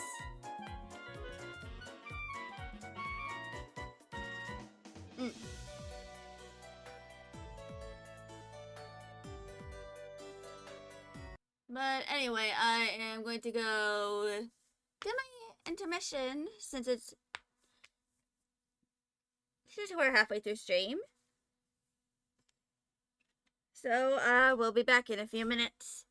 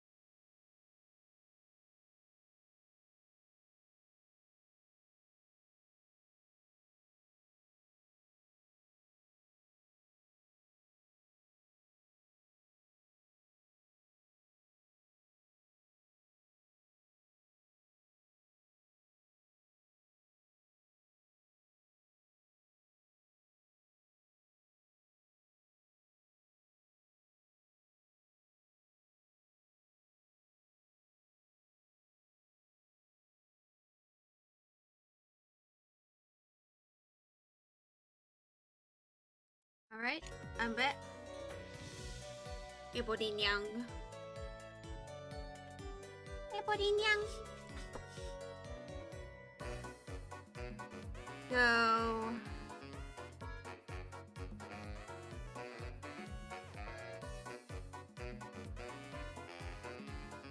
I'm going to...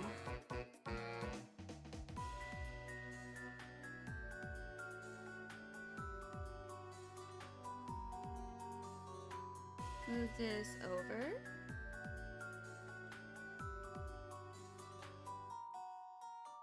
To Quimwos. And...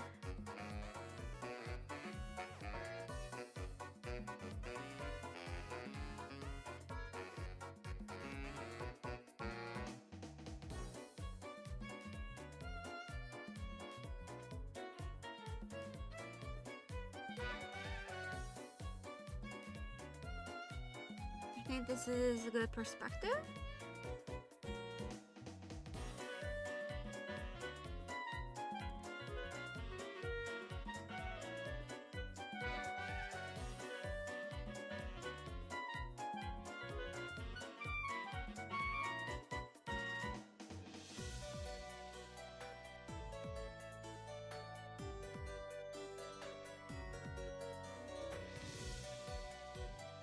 And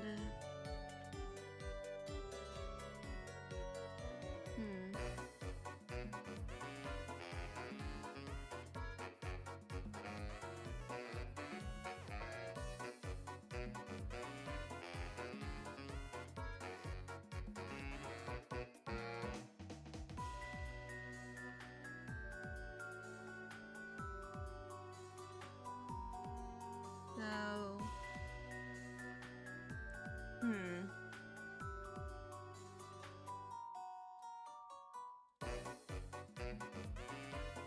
I think 145 centimeters is a good height for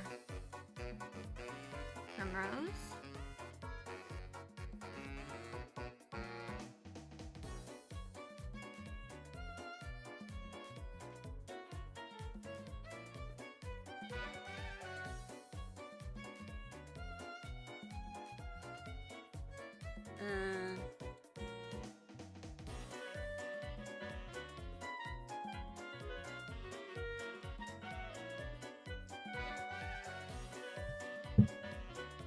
So, actually, no, 150. Just let me check the height for Lavenders. That's 137 centimeters.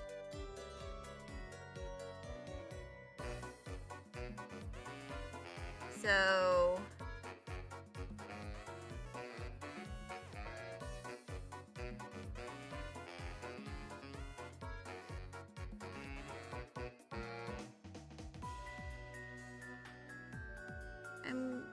hold on.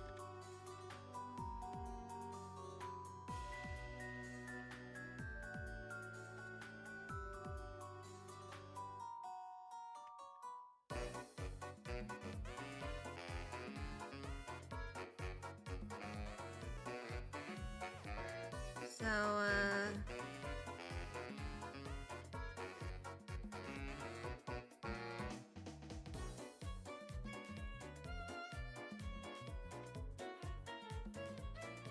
perspective at 4.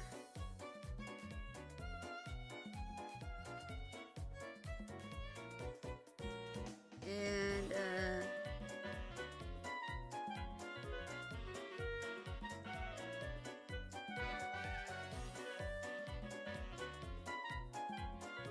somehow, for whatever reason, height difference is gonna be incredibly subtle. Just let me just...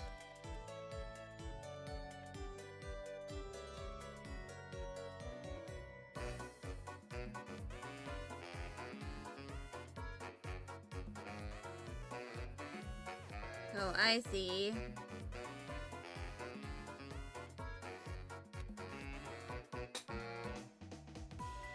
I think it's because,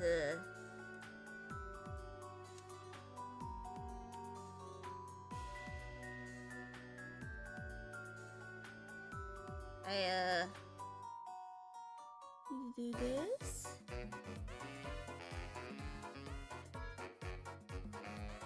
and then...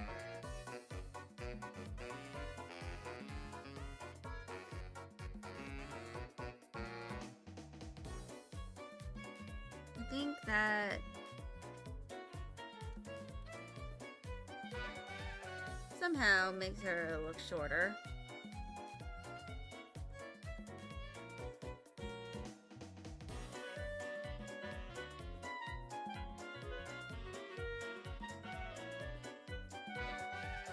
What's the perspective on this model? So it's 4.72.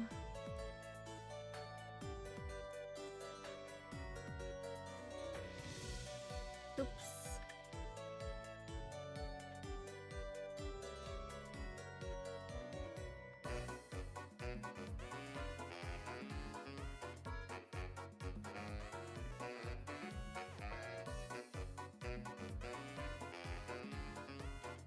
Let me just...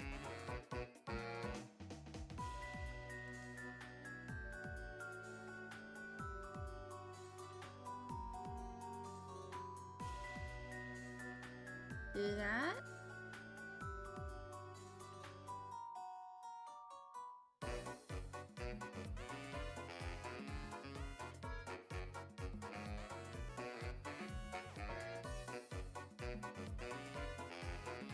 So I really gotta figure out a way to make them look differently hided.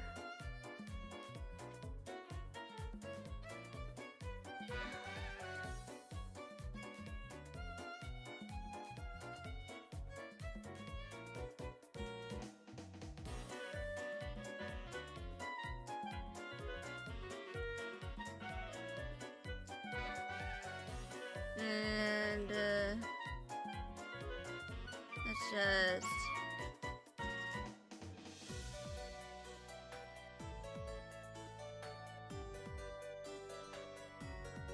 that's 145 centimeters. Like a good head or so taller.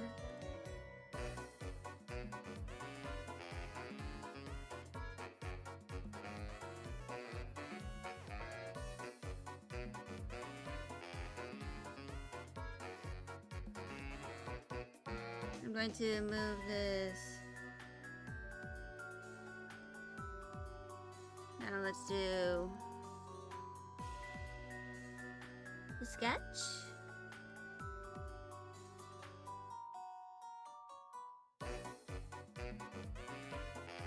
For Primrose. I think I'm going to do something a little different with Primrose compared to, you know, her appearance as Dahlia. Which, if I go to her rep sheet over here, there's going to be quite a bit for me to kind of do in order to make her look different.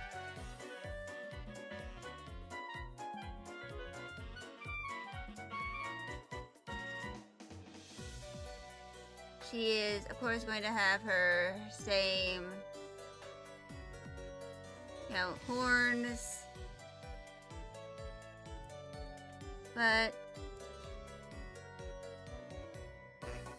this, of course, is, you know, the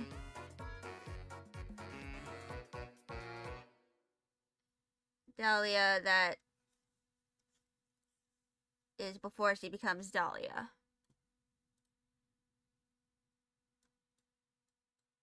Hold on. There we go.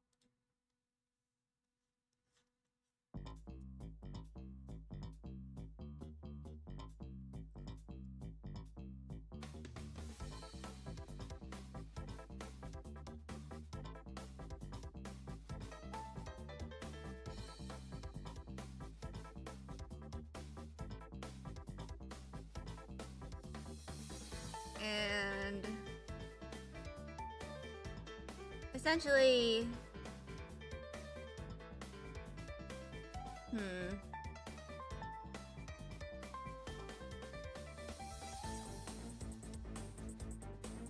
this is going to be a version of Dahlia that is quite different. You know, the Dahlia you get introduced to in chapter 9.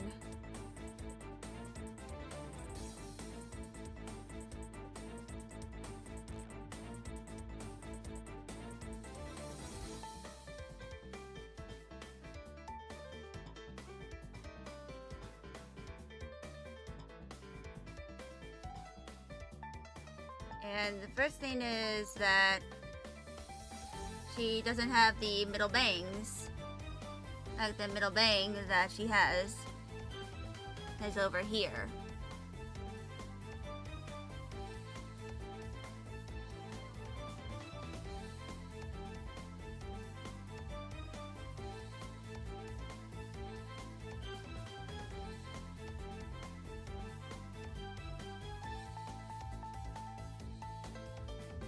She is going to look, you know, a little more different.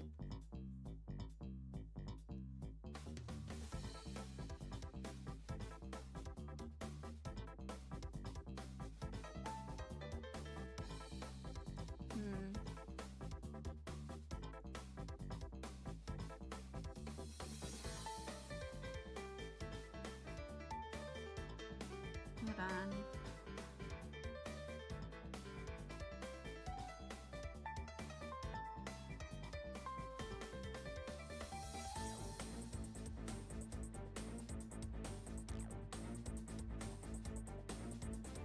Here we go.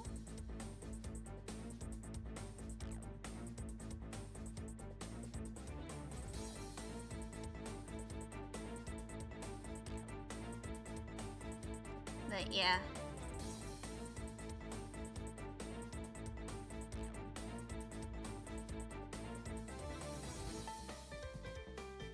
This is, you know,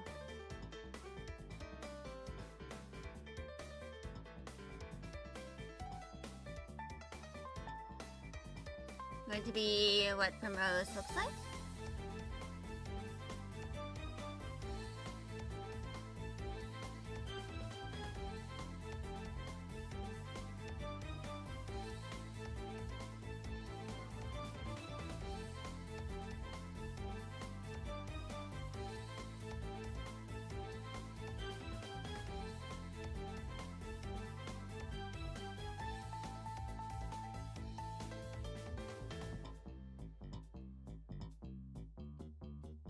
So she is going to look a little less intense than what she looks like when older. Just like a little more blank-faced.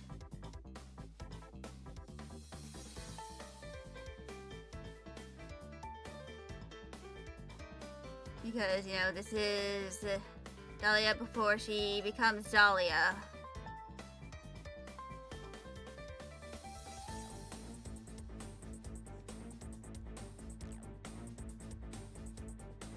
They're both going to be wearing knee-length dresses.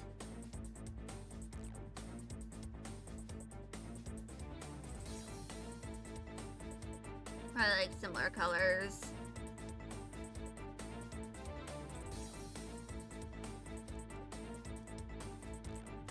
But hers is going to have like 3/4 length sleeves.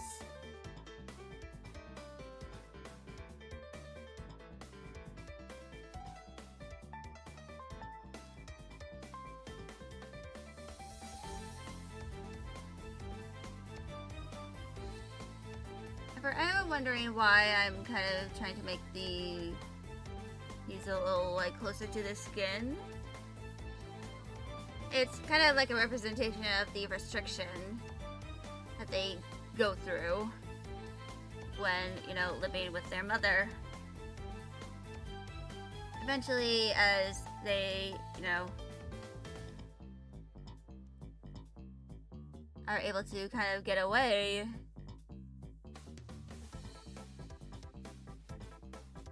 they slowly start dressing in clothing that is a little less constricting, both physically and emotionally.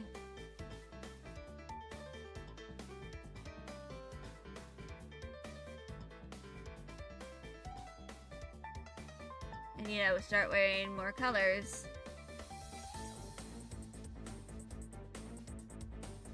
So when it comes to those two, they end up figuring out their favorite colors, which are pretty much the same color as their hair.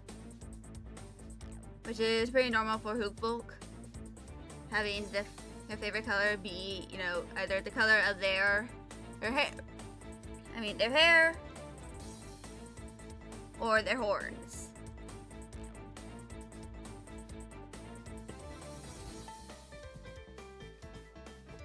Yeah. So, y'all want to know something funny that happened yesterday? So, something my mom and I usually do when we, you know, are getting home from physical therapy is that we, you know, buy lunch. Like, usually through, like, a drive-thru. We usually either go to Sonic or Wawa. And we usually pick up something for my brother, too, but my mom forgot that she had an appointment. And so she had to, you know, rush home without picking up any lunch. But apparently, she wouldn't have been able to make it to the appointment anyway, since it was like an hour, like a few minutes, like at least half an hour before she got home, because she went to also pick up, you know, a cat toy for the cats. It kind of like has this extendable, it's like an extendable little teaser toy that you can attach different, you know, teasers to.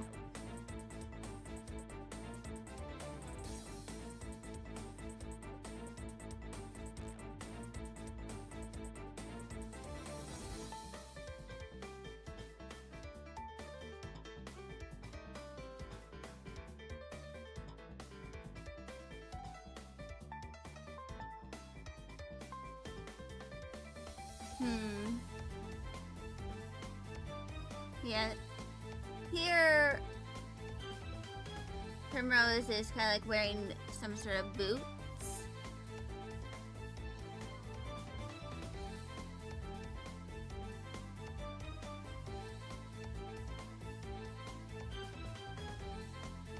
And there's like a further way to like contrast her, because as she is, you know, the older child, she is slightly more rebellious. I mean, she literally had the audacity to sneak her little sister out of their home and basically cross borders to eventually, you know, get her to a place that she could be raised without, you know, all the trauma. You know, or like essentially she didn't want her sister to normalize the trauma, because their father was kind of like ostracized, and he was essentially banished from like the more civilized parts of the archipelago after his wife, like ex-wife in this case, overthrew him. And this happened when Dahlia had, or Primrose here, had more memories of, you know, the dad. So they kind of, so Primrose remembers more about their dad and how he cared for them, for the two sisters, compared to Patchley, who was like a toddler. It happens approximately 16 years prior to the story. 16 or 15 years prior. So when Primrose was 10 and Lavender was like 5. So has some memories of her dad, but not a lot.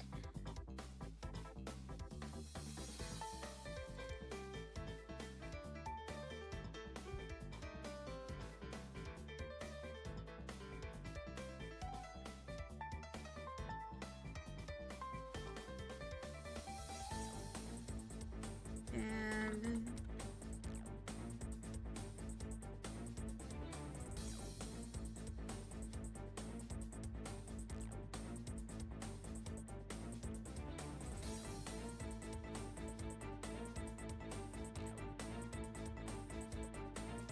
yeah, as you know,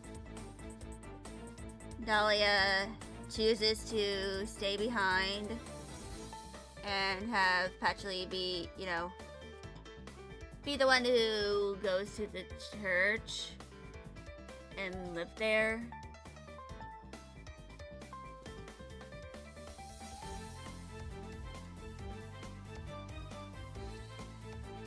Dahlia just ends up,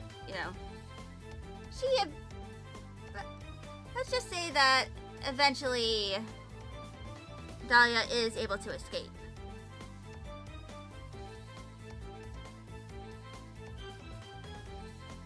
But not without some scarring.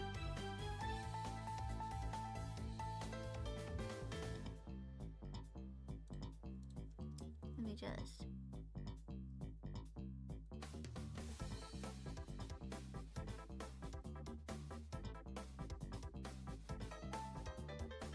do that.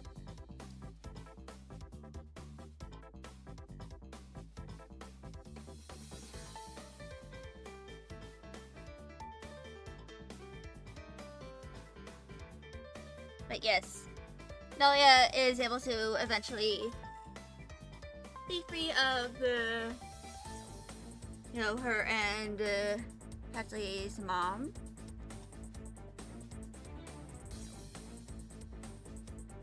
That happened sometime before this, in between the time skip.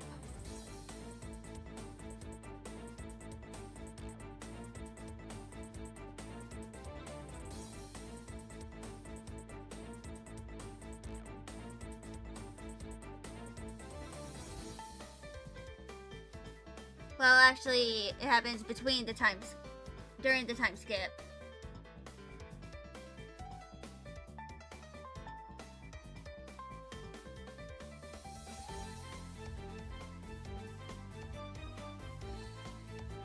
Because of course it does. A lot of things can happen in the decade. Like, deaths.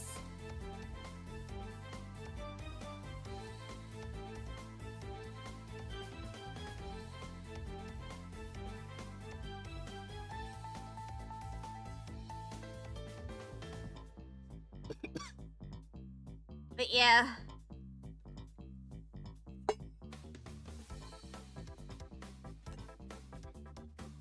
I might add some artist/developers notes to this. Kind of explaining what this is for.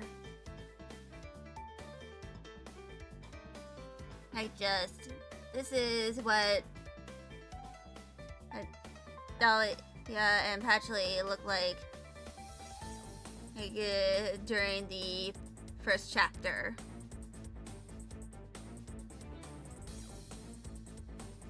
They, are still a little bit under the... They are physically...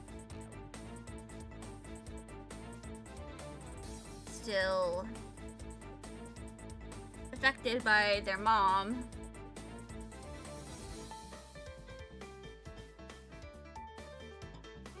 But there are some signs of, rebellion.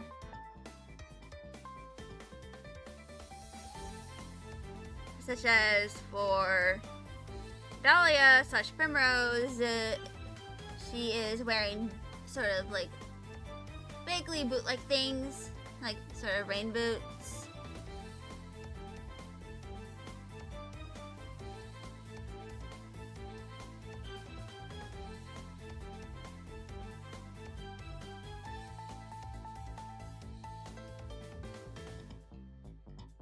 As like a bit of a sign of rebellion. That they are slowly defying their mother. Slowly but surely.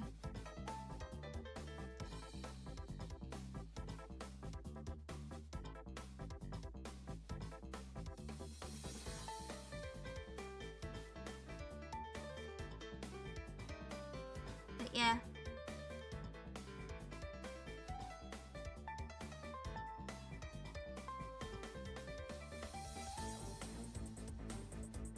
And now the sad beige colors.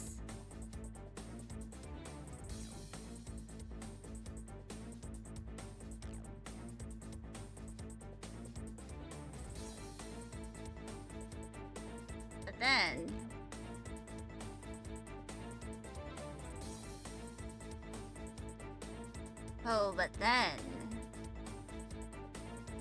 more of the colors start showing up.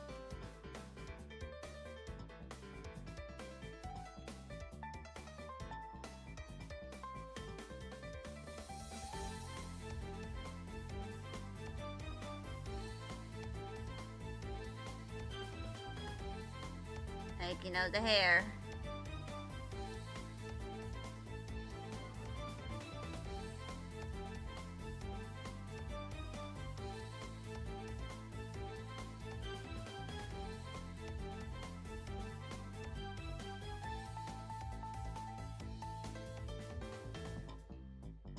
So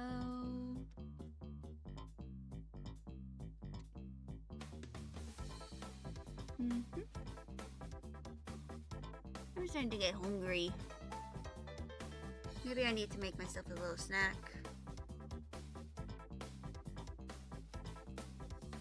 I'm going to kind of make this like a dark green.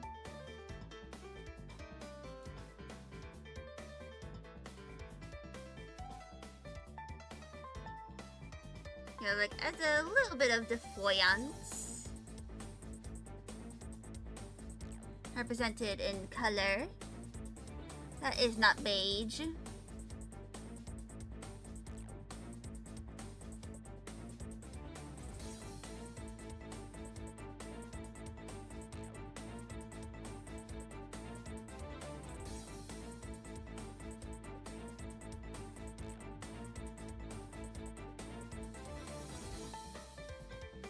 But yeah. This is, of course, lavender and primrose. I feel like before I,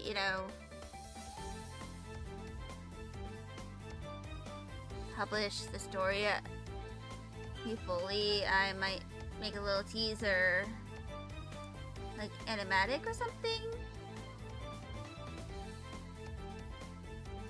Kind of like explaining the story.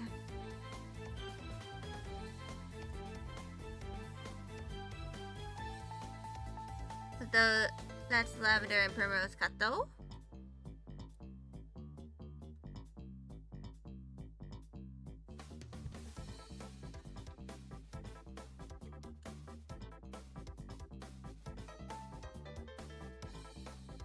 Here's what they look like from the front.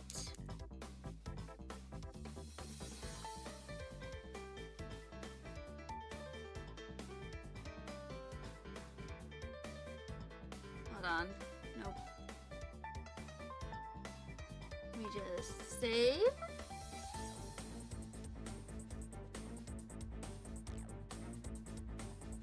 But yeah, you can definitely tell, like,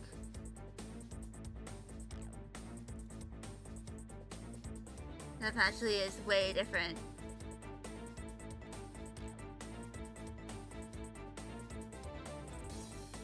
You know? No, compared to when she was lavender.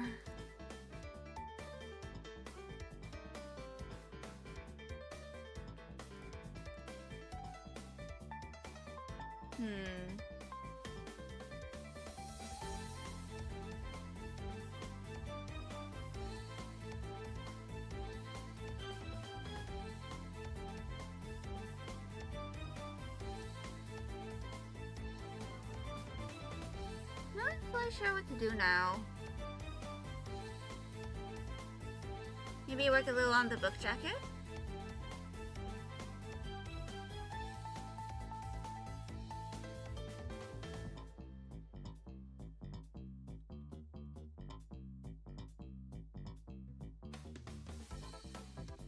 I'm going to decrease the opacity of that.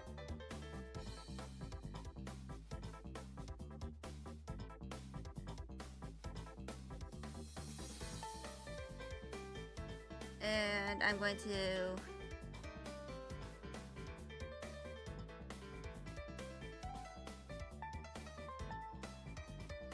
start,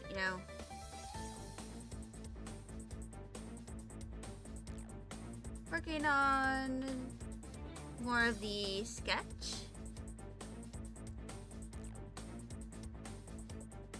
Because I can fit a lot of detail here.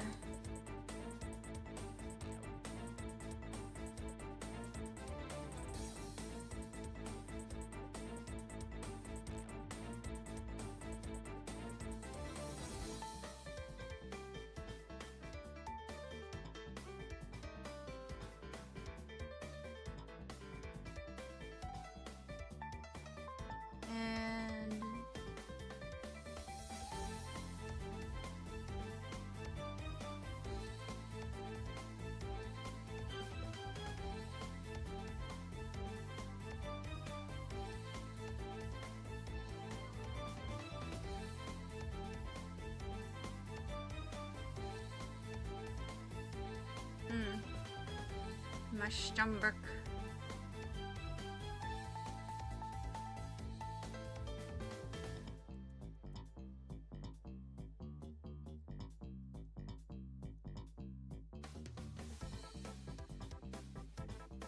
And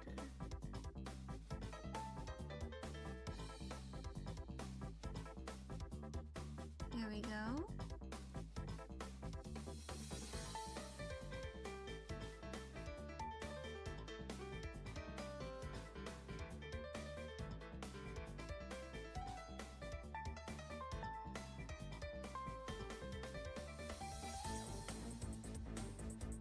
But yeah.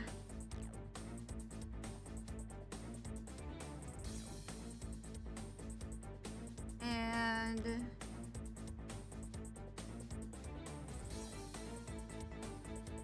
I'm of course going to also start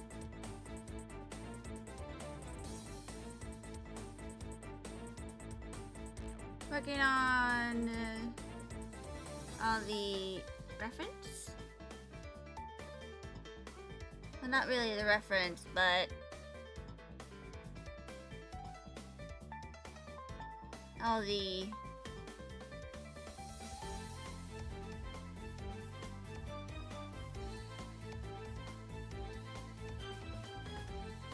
other stuff.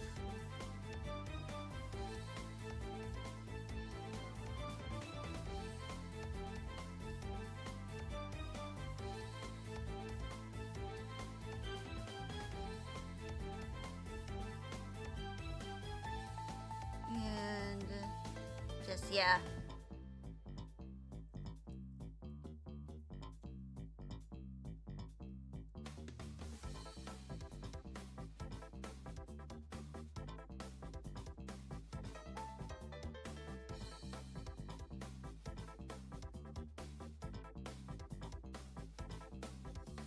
And yeah.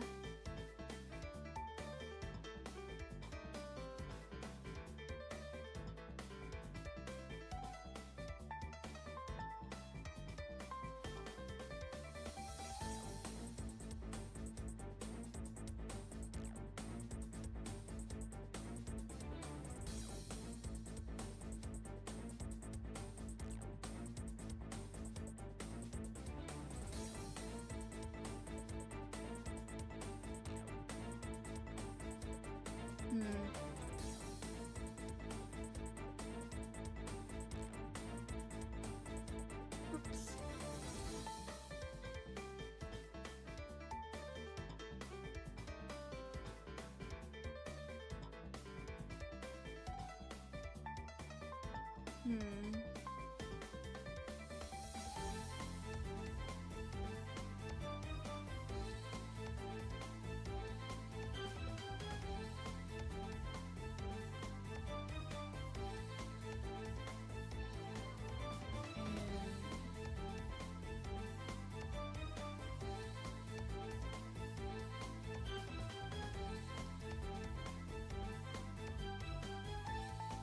But yeah.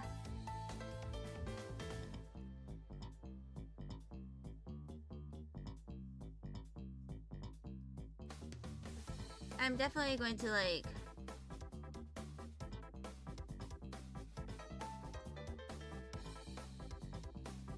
hmm.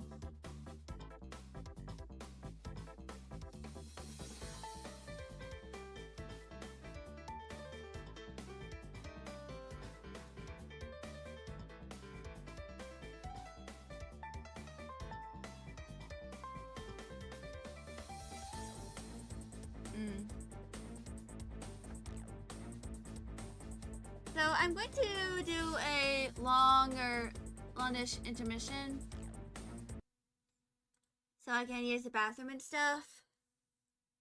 I'll return in about 5 or 10 minutes. I shall be back.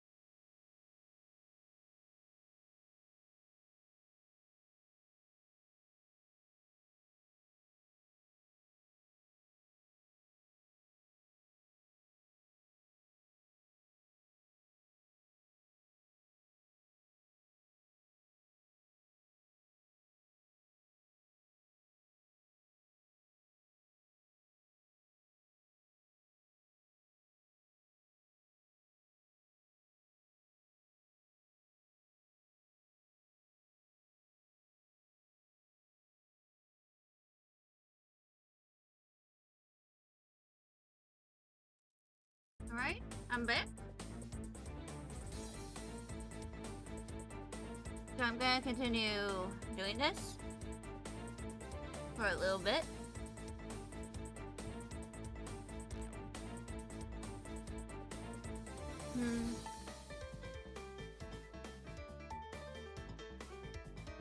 I'm not sure.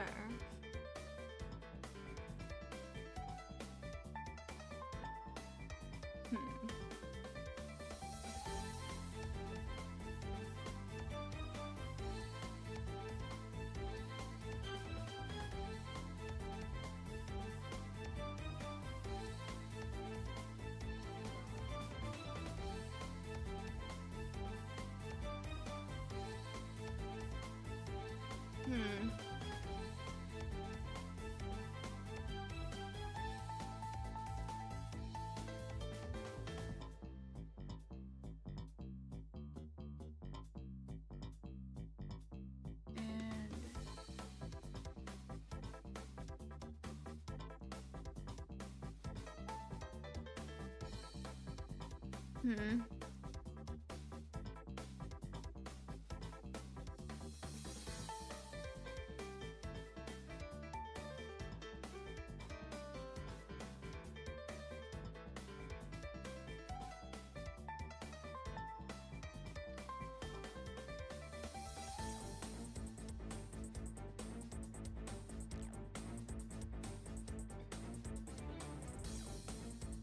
And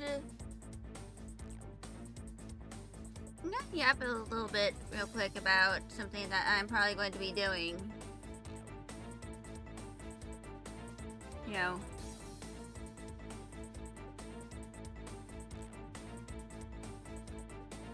with the whole cover.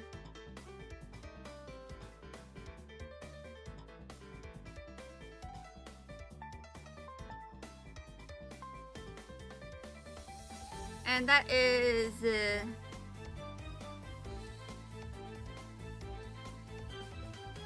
that I'm likely going to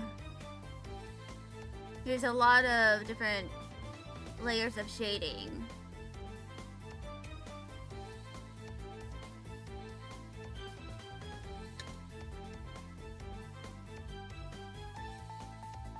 And I probably need to like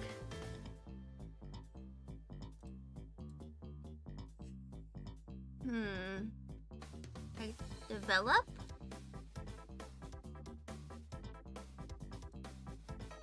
or like just generally make a few new brushes and assets and stuff, given some of the patterns and stuff that kind of show in the outfit she's wearing. I probably need to make the pattern that shows up a brush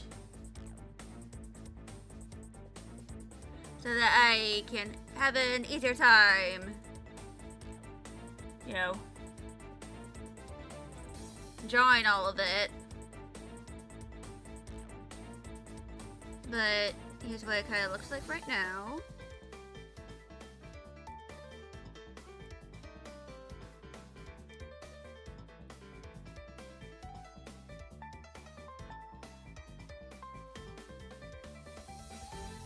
So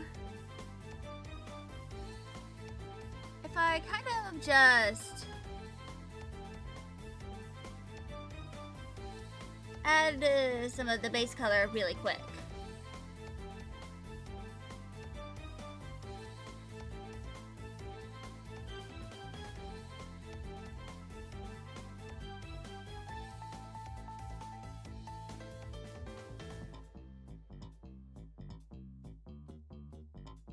To everything over here.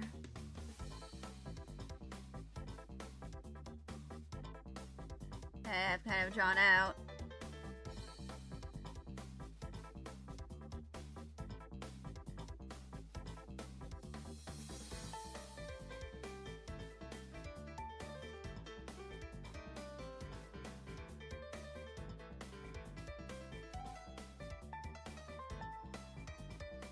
just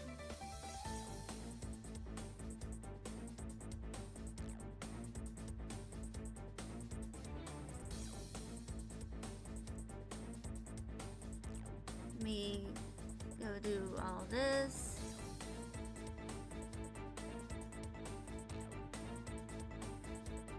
Real quick.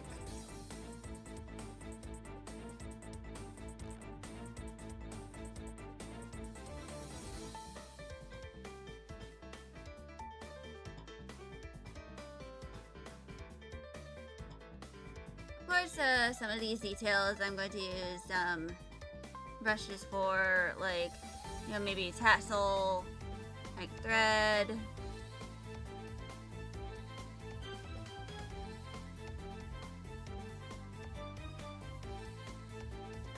But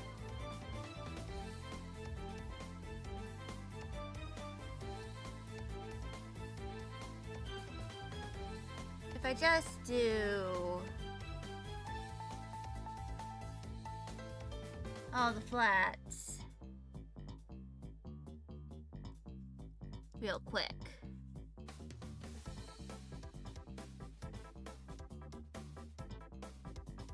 For the colors. Or at least some of the colors that are kind of in place.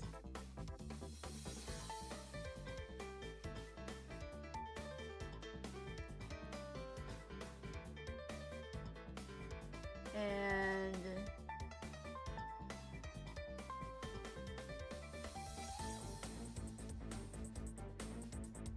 let's do the ear.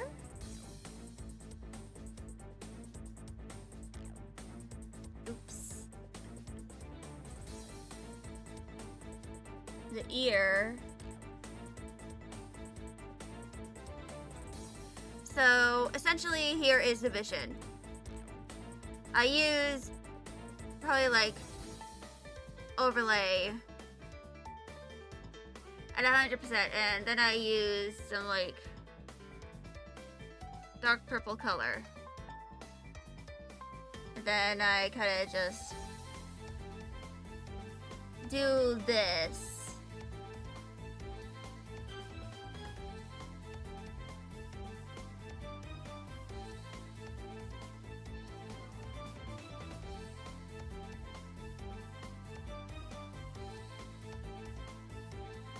Like, maybe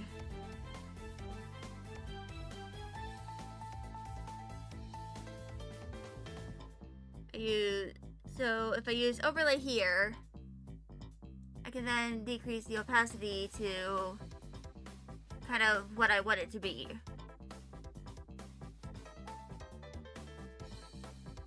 So I can have it at very low opacity or 100%. But that is essentially going to go all over, but then maybe like in certain areas. Like, you know, here. Like, maybe over here. And like here. I remove part of that overlay because those parts are the closest to, you know, the stained glass over here. But I'm going to delete that. And I'm going to also delete the base color layer.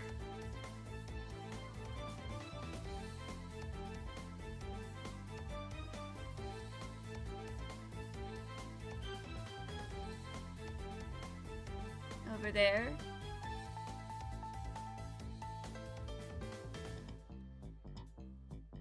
But yeah. Essentially what I'm going to try and do is try and keep this like stylized as much as possible.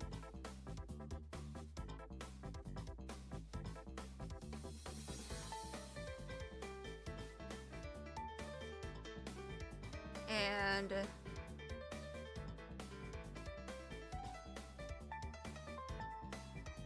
you know, I'll probably like redo this thing over here.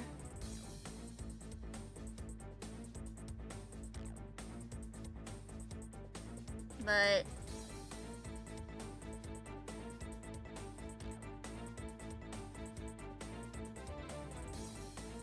essentially, what I'm going to try my best to do is to keep this, you know, whole thing stylized.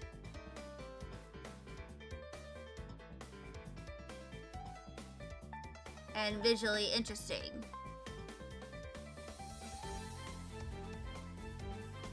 I try and compel the viewer to really look further into the cover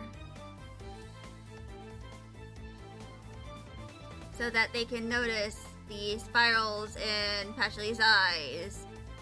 There's the ribbon that is charred, or the blood on those fingers.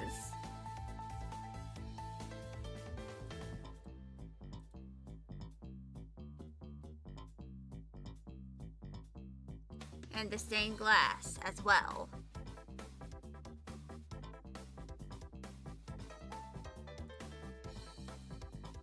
Anyway, I probably need to like revise certain aspects of Patchley's outfits.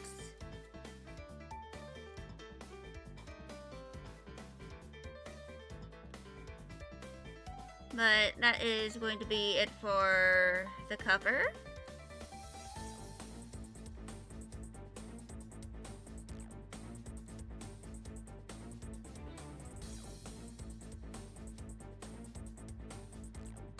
And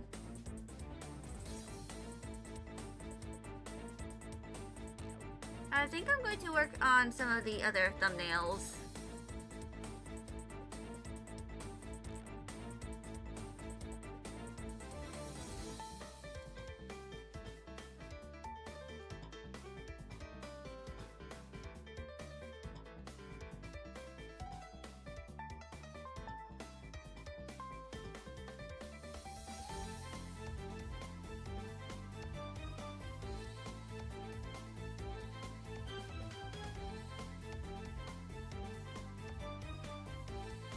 So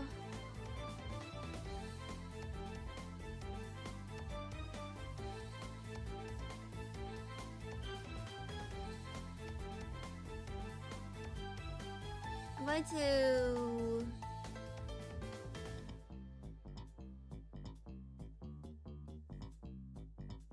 rename this to Lily 2 and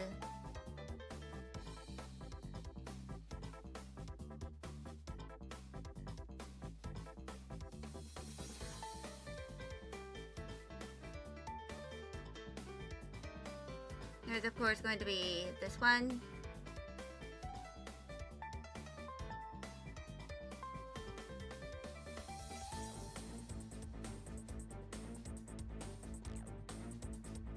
Of Patchley.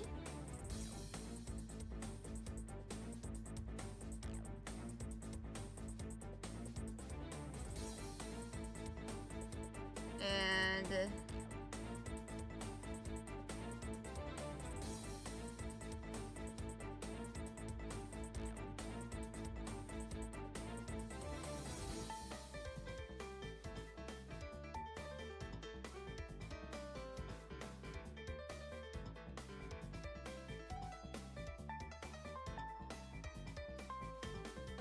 so for this drawing here, it's kind of like based off of one of the first scenes in Chapter 9, which I've written out a little bit of.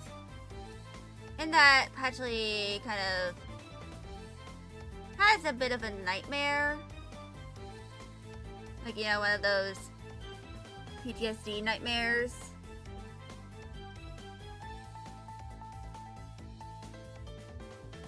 But after that, the eyes that, you know, kind of show up on her body sometimes, end up, you know, showing.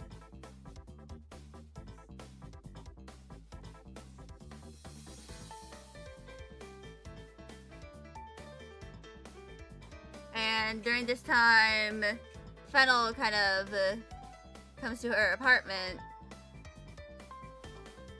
not knowing that it's kind of a bad time. So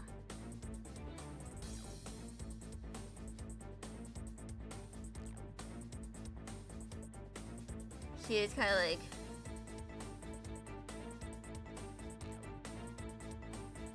a little pissed off at everything and maybe everyone.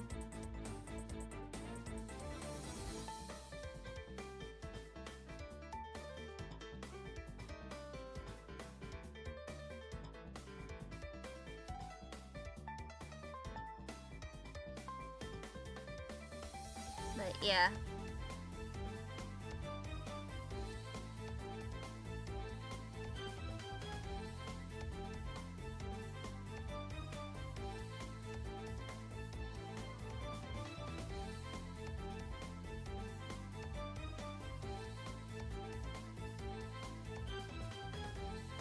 And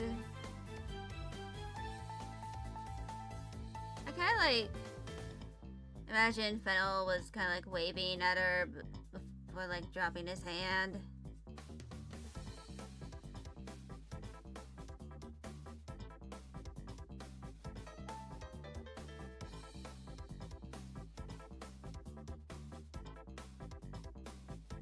Because, you know, Fennel, mean Fennel.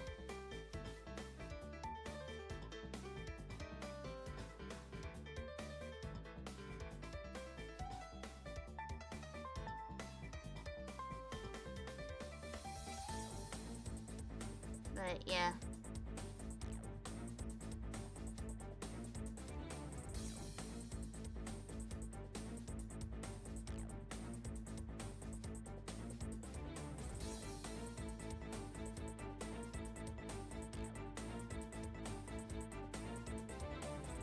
But yeah, essentially, this is when Fennel first really sees aspects of Patchley that she usually does not want to be seen, like acknowledged by people. And her hair is also gonna be down during this scene.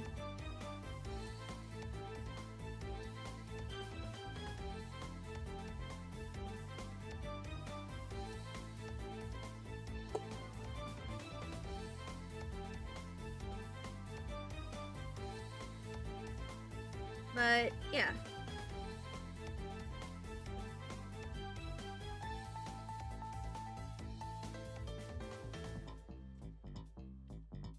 So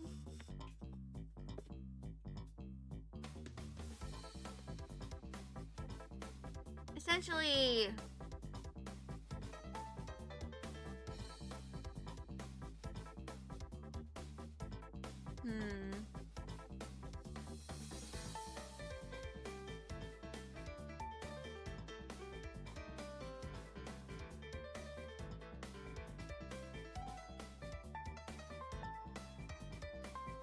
I should probably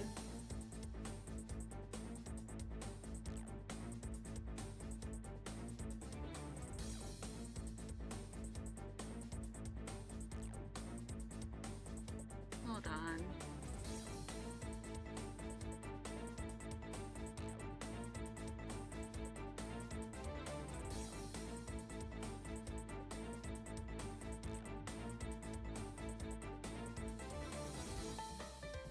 Let's save that. And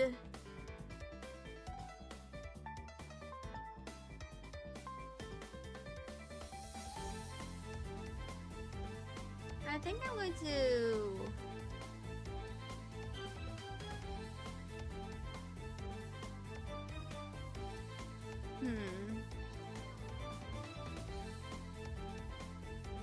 make something new.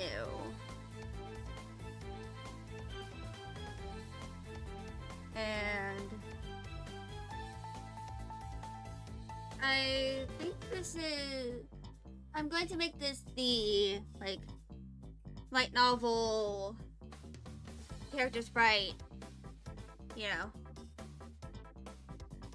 reference sheet. So...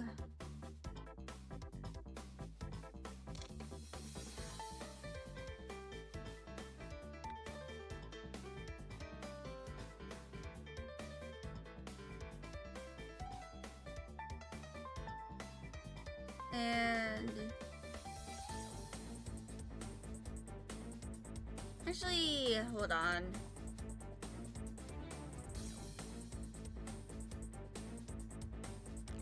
Let me use the reference sheet. And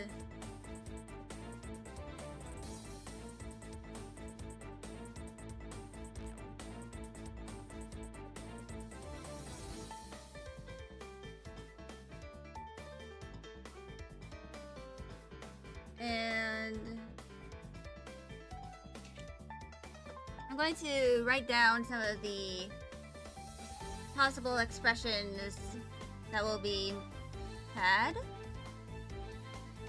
So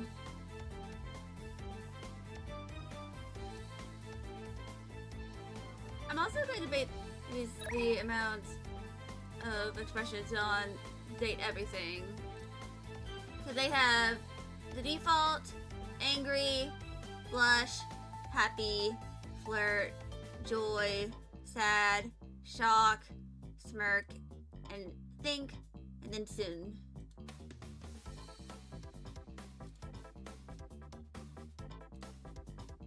And they have like at least 2 poses for every character.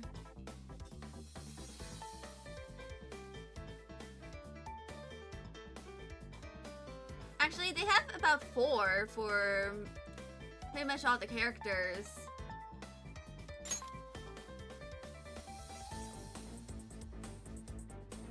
And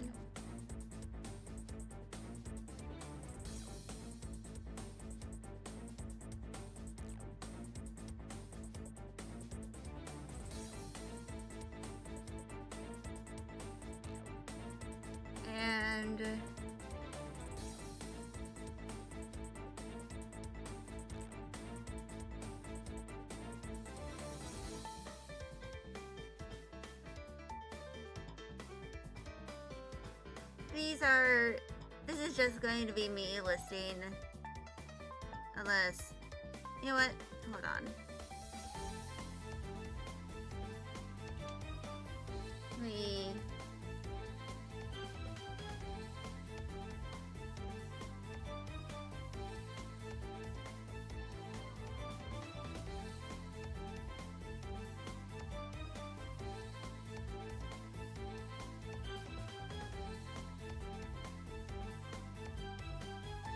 So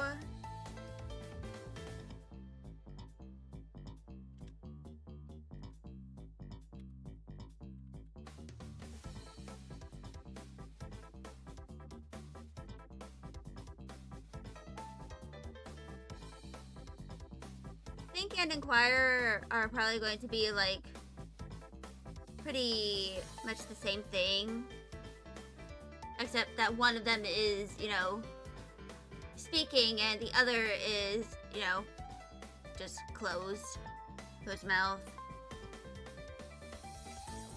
So 1, 2, 3, 4, 5, 6, 7. And then Shaw will be the last one.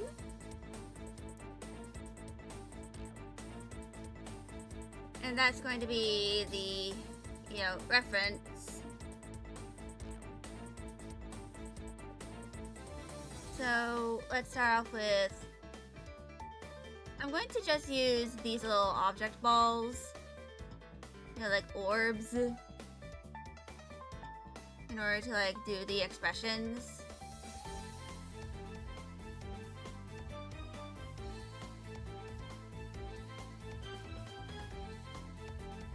So this is going to be neutral.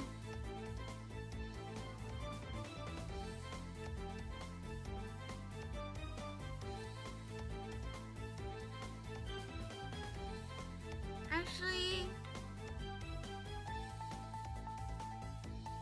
let me just do all of them based off of this. So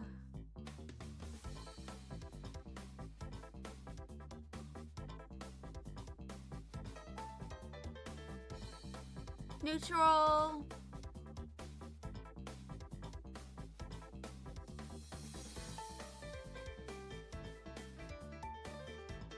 Happy, of course.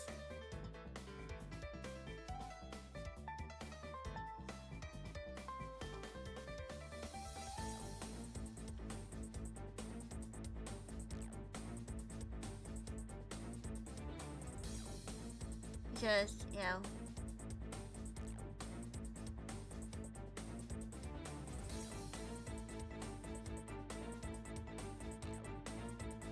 That.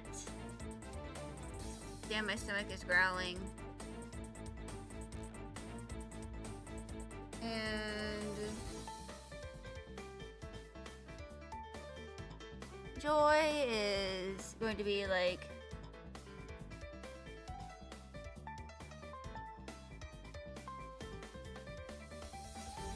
that. Then anger.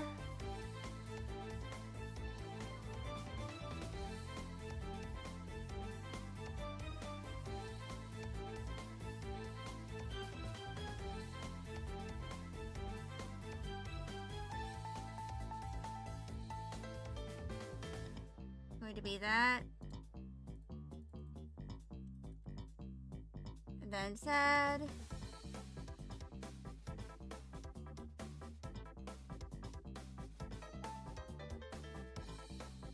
It's going to be that.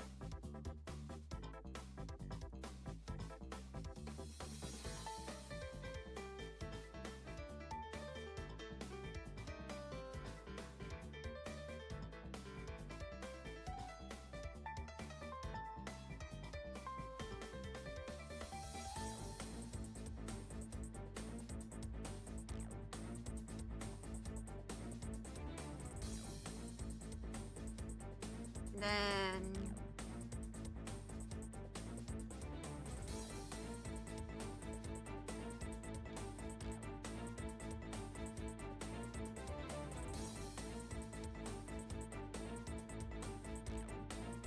inquire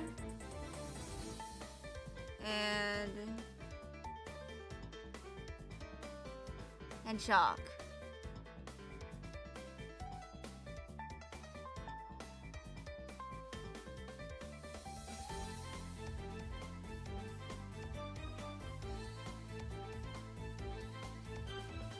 Of course, this isn't going to be the exact expression. Some characters will have their mouth closed, some partially open, some fully open, but this is kind of like just what it's gonna generally look like.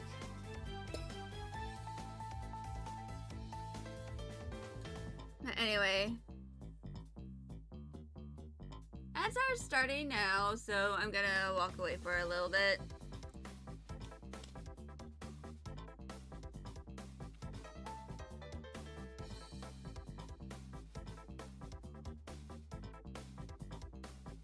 And I'm gonna walk away for a little bit because I need to get something to eat. Snack on, I shall be back.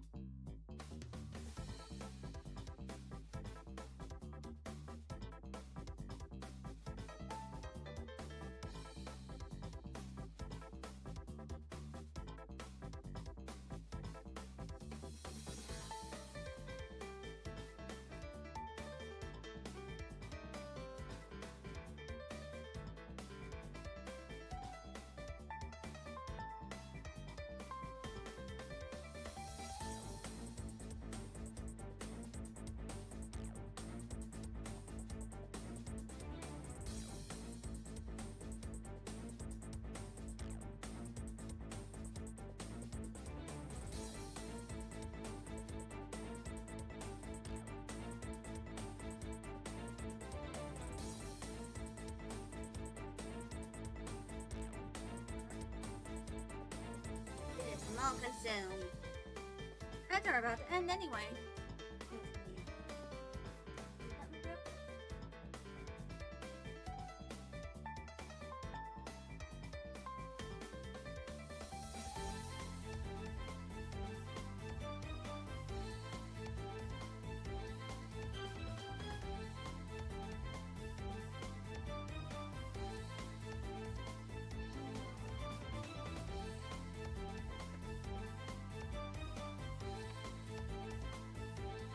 And yeah.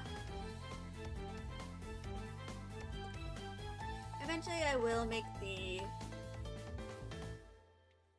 more proper guide.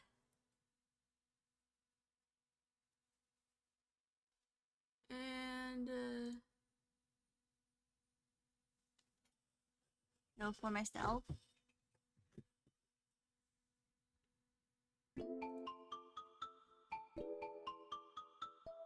But this is just gonna be it for now.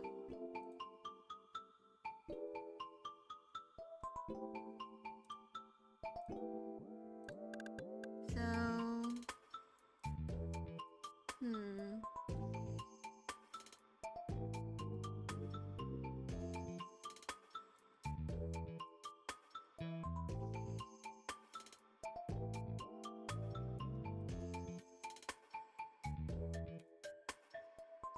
So, I think I'm gonna render this.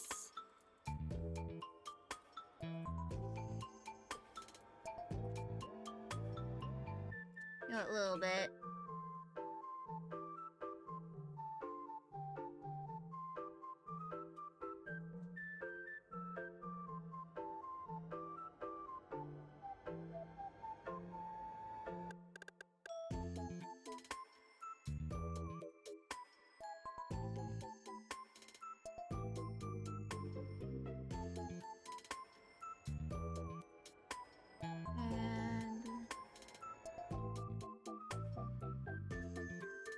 So let's turn down the opacity of that.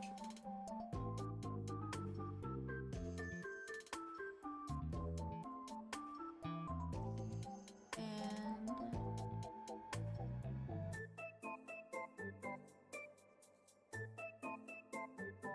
here we go.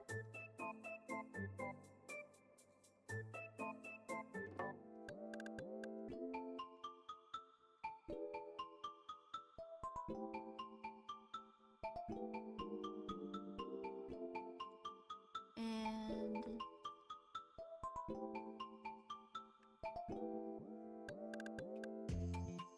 here we go.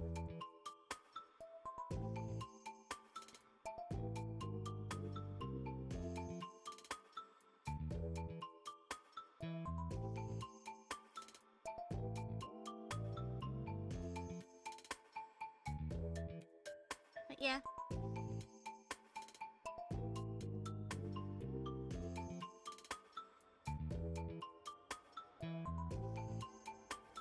This is, you know,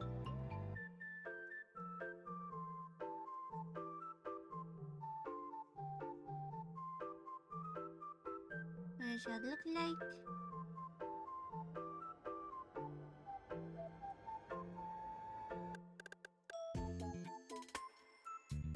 And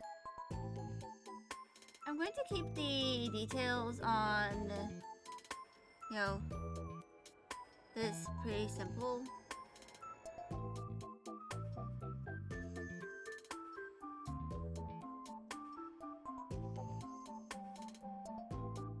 Because obviously I don't really want to bother doing a whole bunch of detail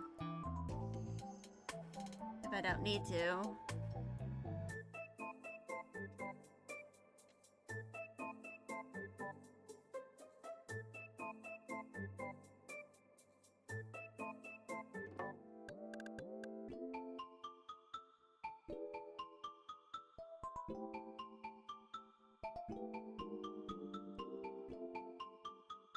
But yeah.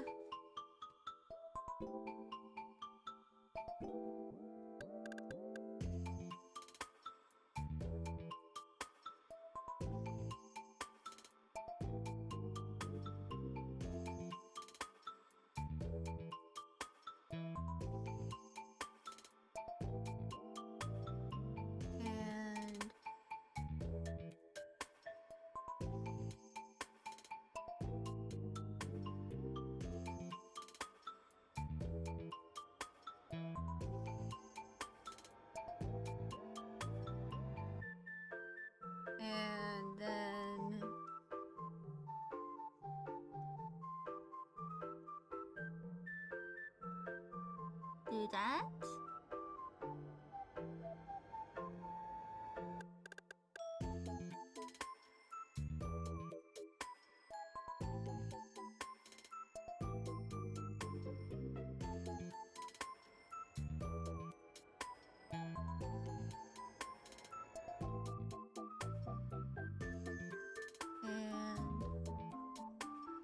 And that.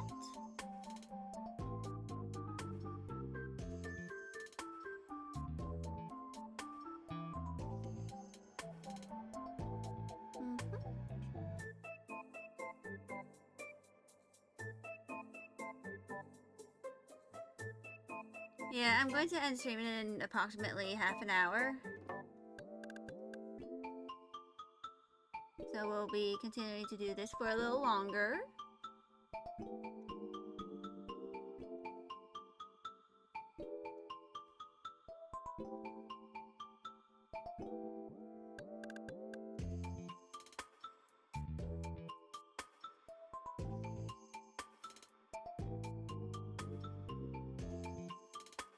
Or at the very least until I kind of get sick of it.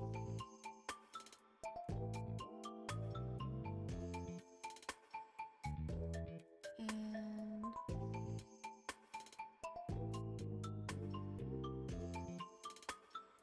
yeah.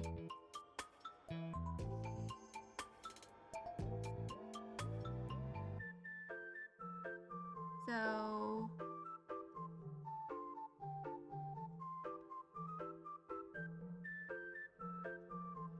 I'm gonna do this as well. And this is just a little bit of shading. Like, hello, Anti-Gamer Lad 17. How are you? I hope you're doing well. And now I'm just working on concept art. For like reference sheets for characters.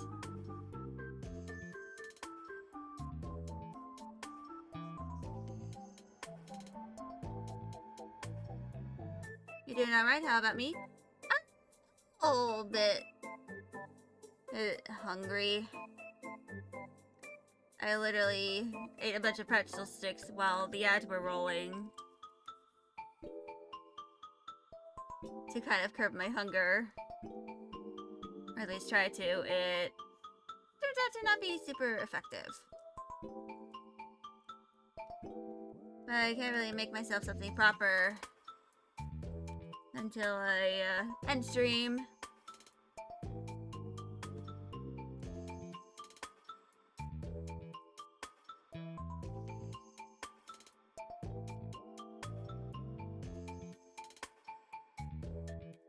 At least I'm not willing to make myself some proper food. Pretzel sticks, an excellent cuisine. Yeah, they're the gluten-free kind.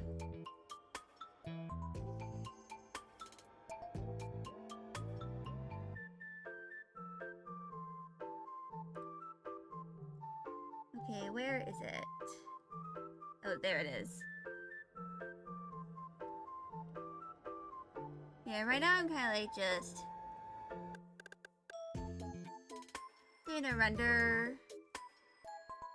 like some rendering for this, since this is, you know, the front reference.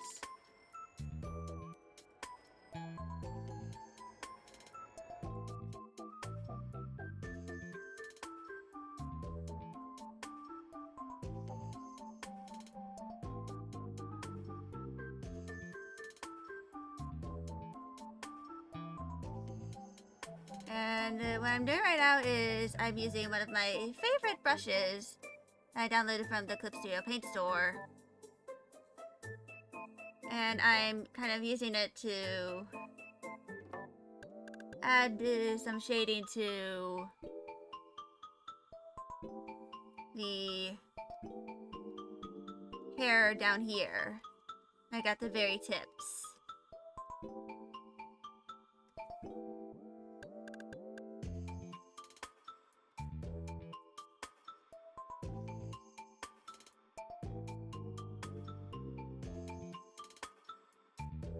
It's essentially like an extra little detail.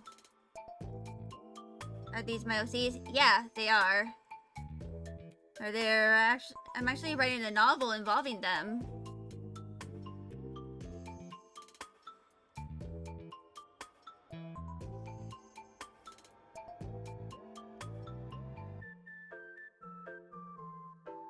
But this is kind of like a special reference sheet for one of them.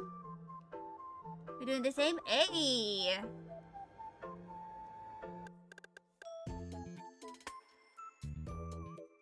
But yeah. This character has, as of right now, 2 reference sheets. One where they're like in their human form, and this is kind of their true form. And this character, she is from an original species of mine that I made for the story, which are referred to as Christra, which is basically just me combining the words crystal and dragon and adding the K in front of it. You're focused, on the main novel first once it's done, you'll do concept drawing. Yeah. I probably should be doing that, but I, have ADHD, and I kind of wanted to have kind of a visual for some of the characters for when I'm, describing them. It's just a little easier for me. Have the idea? Yeah. And the big thing about that is because it's going to be a light novel, so there's going to be a bunch of drawings in it. In fact, earlier in the stream, I was starting to work on some thumbnails for the story, specifically for the prologue. And to kind of explain, what I'm kind of doing with this. So I have the story kind of split into 6 or 7 parts, I believe. Just let me check the section breaks. 1, 2, 3, 4, 5, 6, 7. So there are 7 parts to the story, or 7 arcs. Evangela Spica is complete, and Funiculum Vulgaire is almost complete. I just have to write chapter 8 to finish Funiculum Vulgaire. And essentially these, arcs are comprised of multiple chapters. And they kind of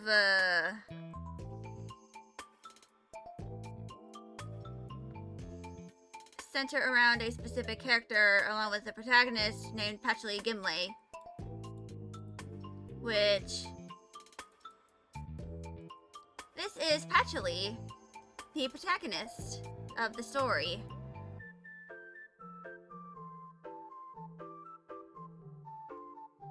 And essentially, in all of these arcs center around a specific character.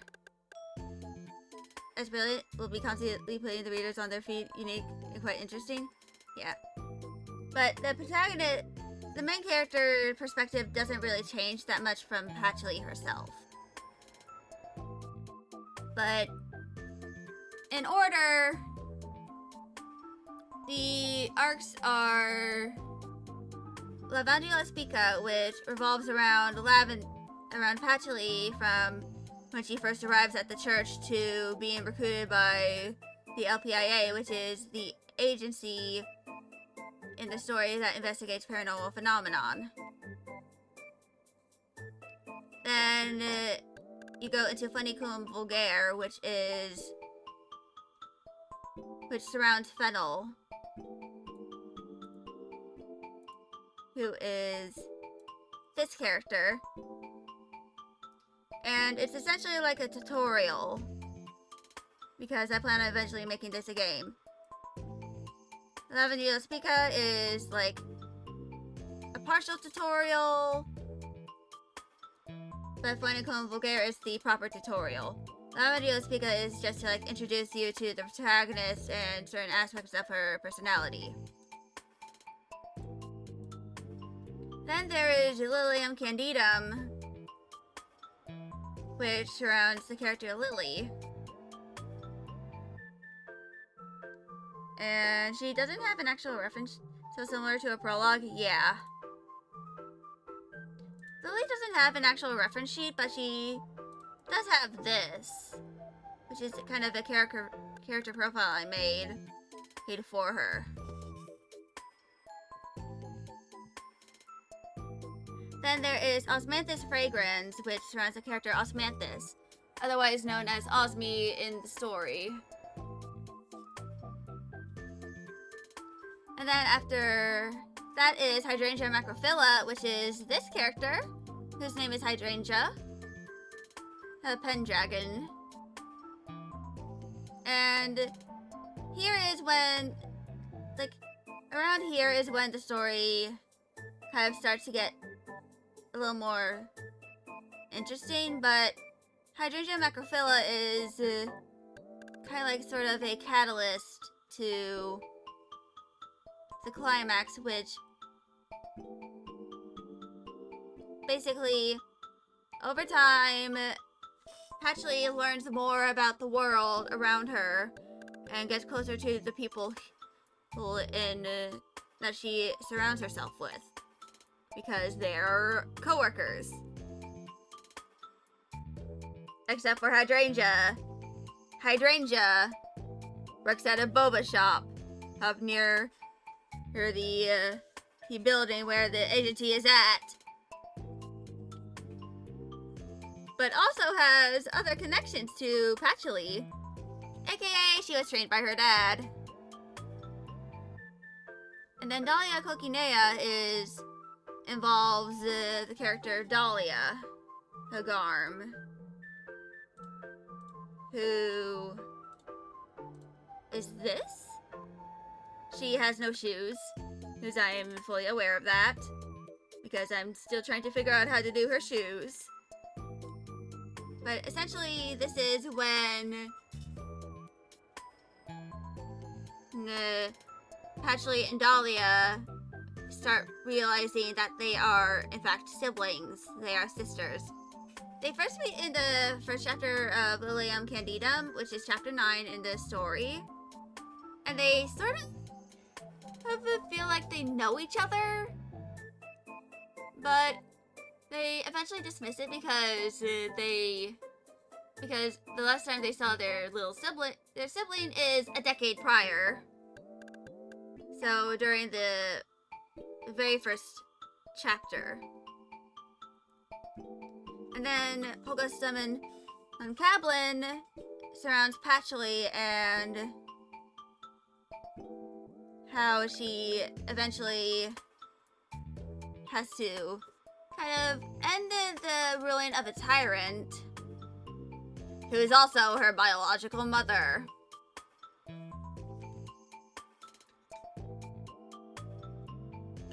And like, essentially, and to mention something, Patchley does not have a good, interesting family then, yeah. Basically, the mom, Narcissa Cato, is the current leader of Jaime, which is a floating island, part of the Rodina archipelago, which involves a bunch of floating islands. One of those islands is Crystra, which is also the name of the Crystra species, or otherwise known as the Crystal Dragons. And their father, Grima Chroma, is their previous Kaiser. Or, that is what he refers to as the leaders of of Jaime. He was overthrown by his wife and then banished by her after she forged a bunch of misinformation about him. So he can't really go into the more developed parts of Jaime or Kristra, and is therefore kind of in hiding, and has been for about 15 years. And along with that, he wasn't able to, take his kids with him, who were, at the time, Lavender and Primrose. So they had to stay with their mom. Lavender being Patchley and Primrose being Dahlia.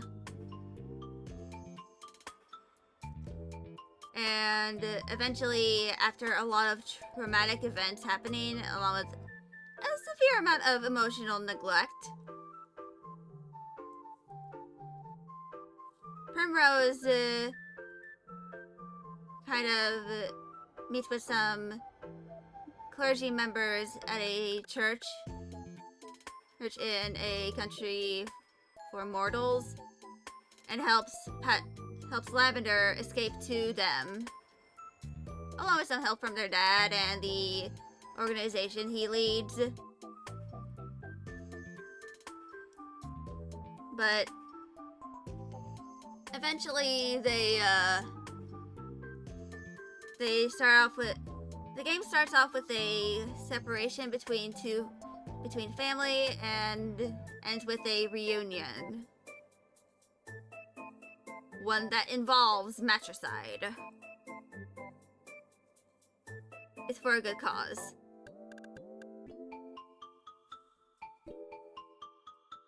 But yeah. That is essentially the general story of Patchley's Revenge.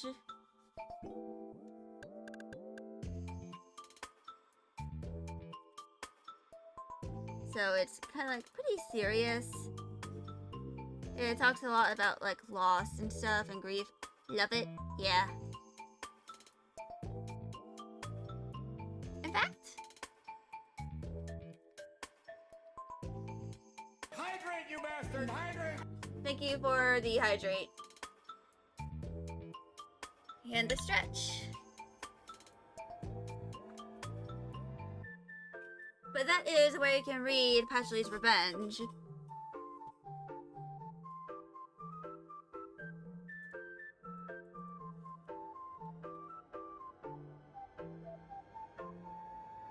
Mostly the Tumblr. For, the link, because I have not really updated the AO3.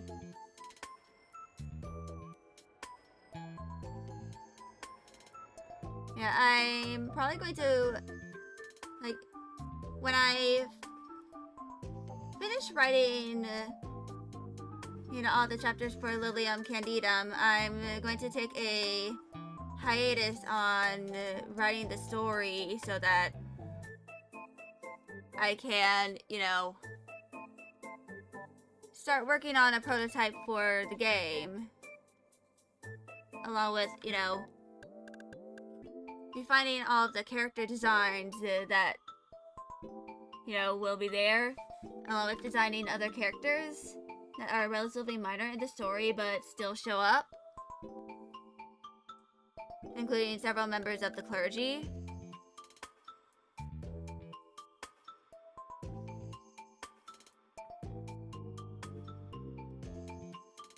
But yeah.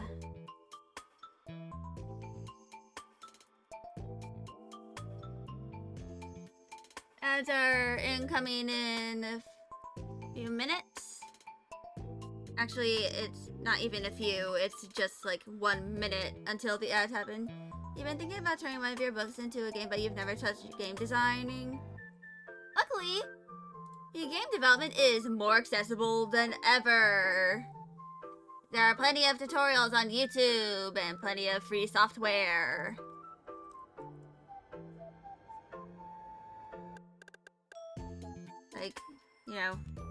Godot.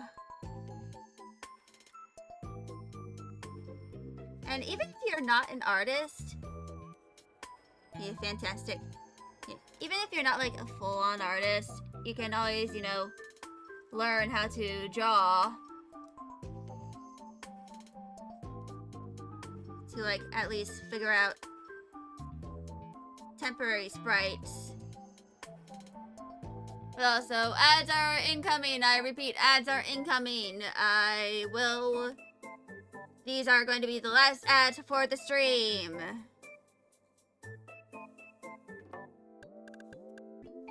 And they will last about 3 minutes. Just sit back, relax, and you will eventually return from ad jail. Eventually is the key word.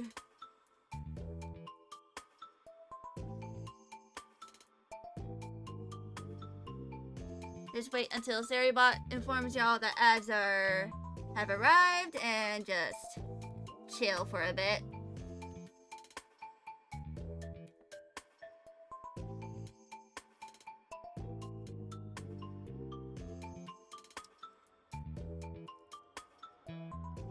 Because you will eventually return from the ads.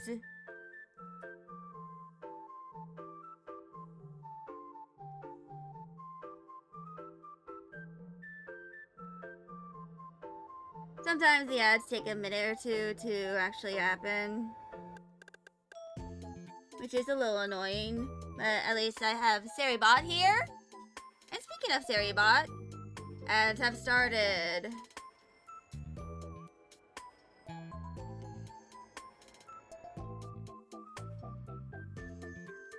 Let me just do that. I'm just going to hold on, let me just type this out.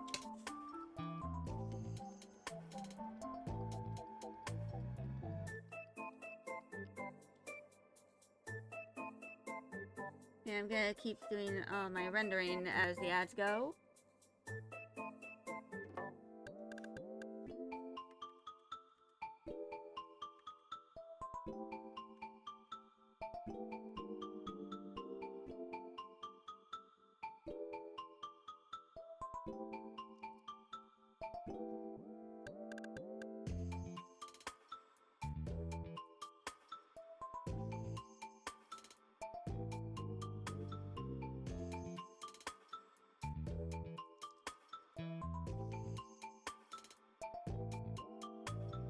Because it's basically just a rim light at this point that I'm currently doing.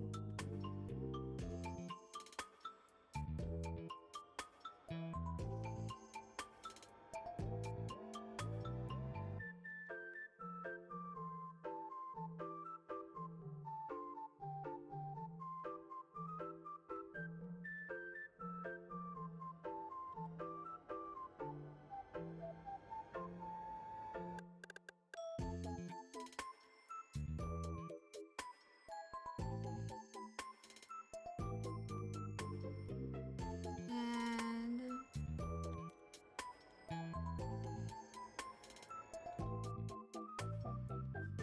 let's turn that opacity down.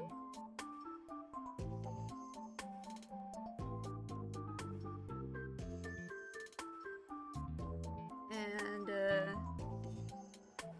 start doing a bit of blur.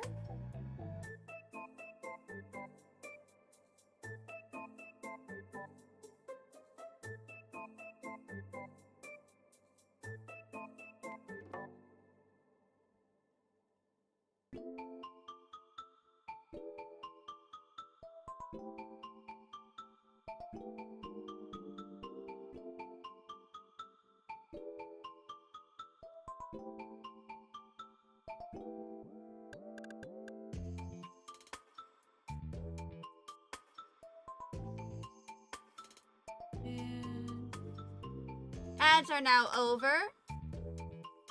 And as y'all can see, I am currently using a hefty amount of blur.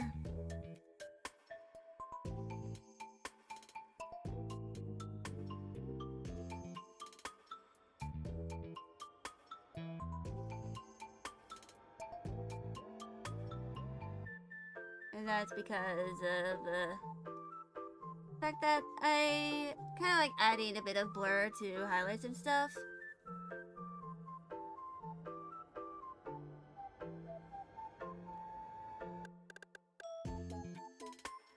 It just kind of makes it look a little better, in my opinion. Adds a little bit of softness.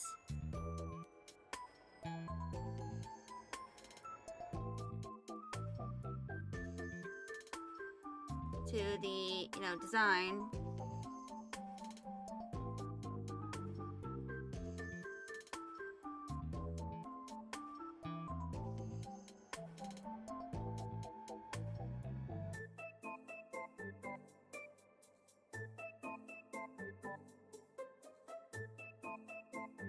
But yeah.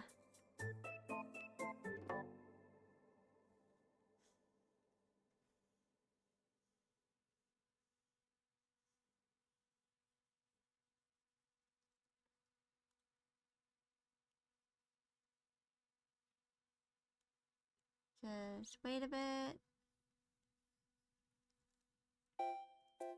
And there we go.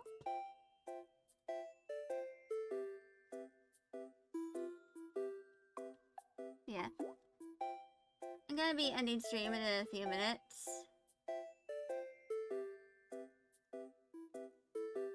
Because I'm reaching the 4-hour mark. Which is usually when I end my streams.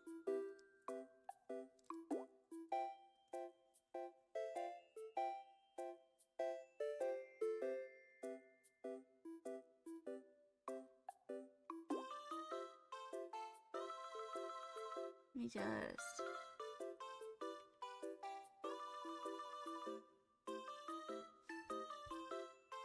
That and, I need to make myself food.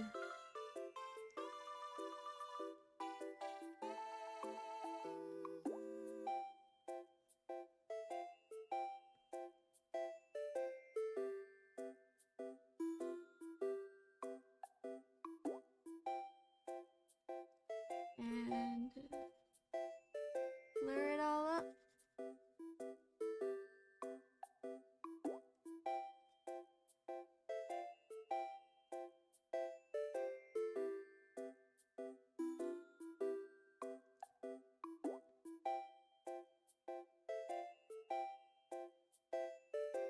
But yeah.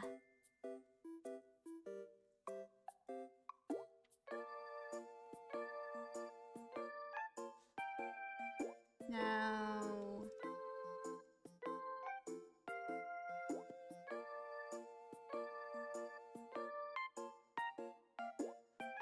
That looks pretty nice.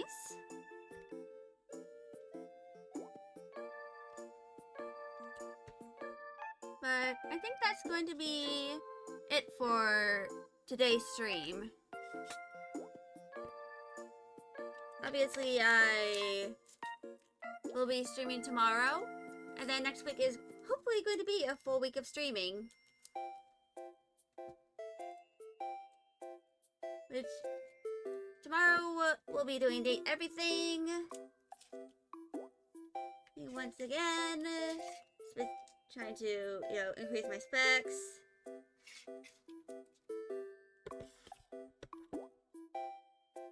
And, trying to get to some of the final characters for the poise stat.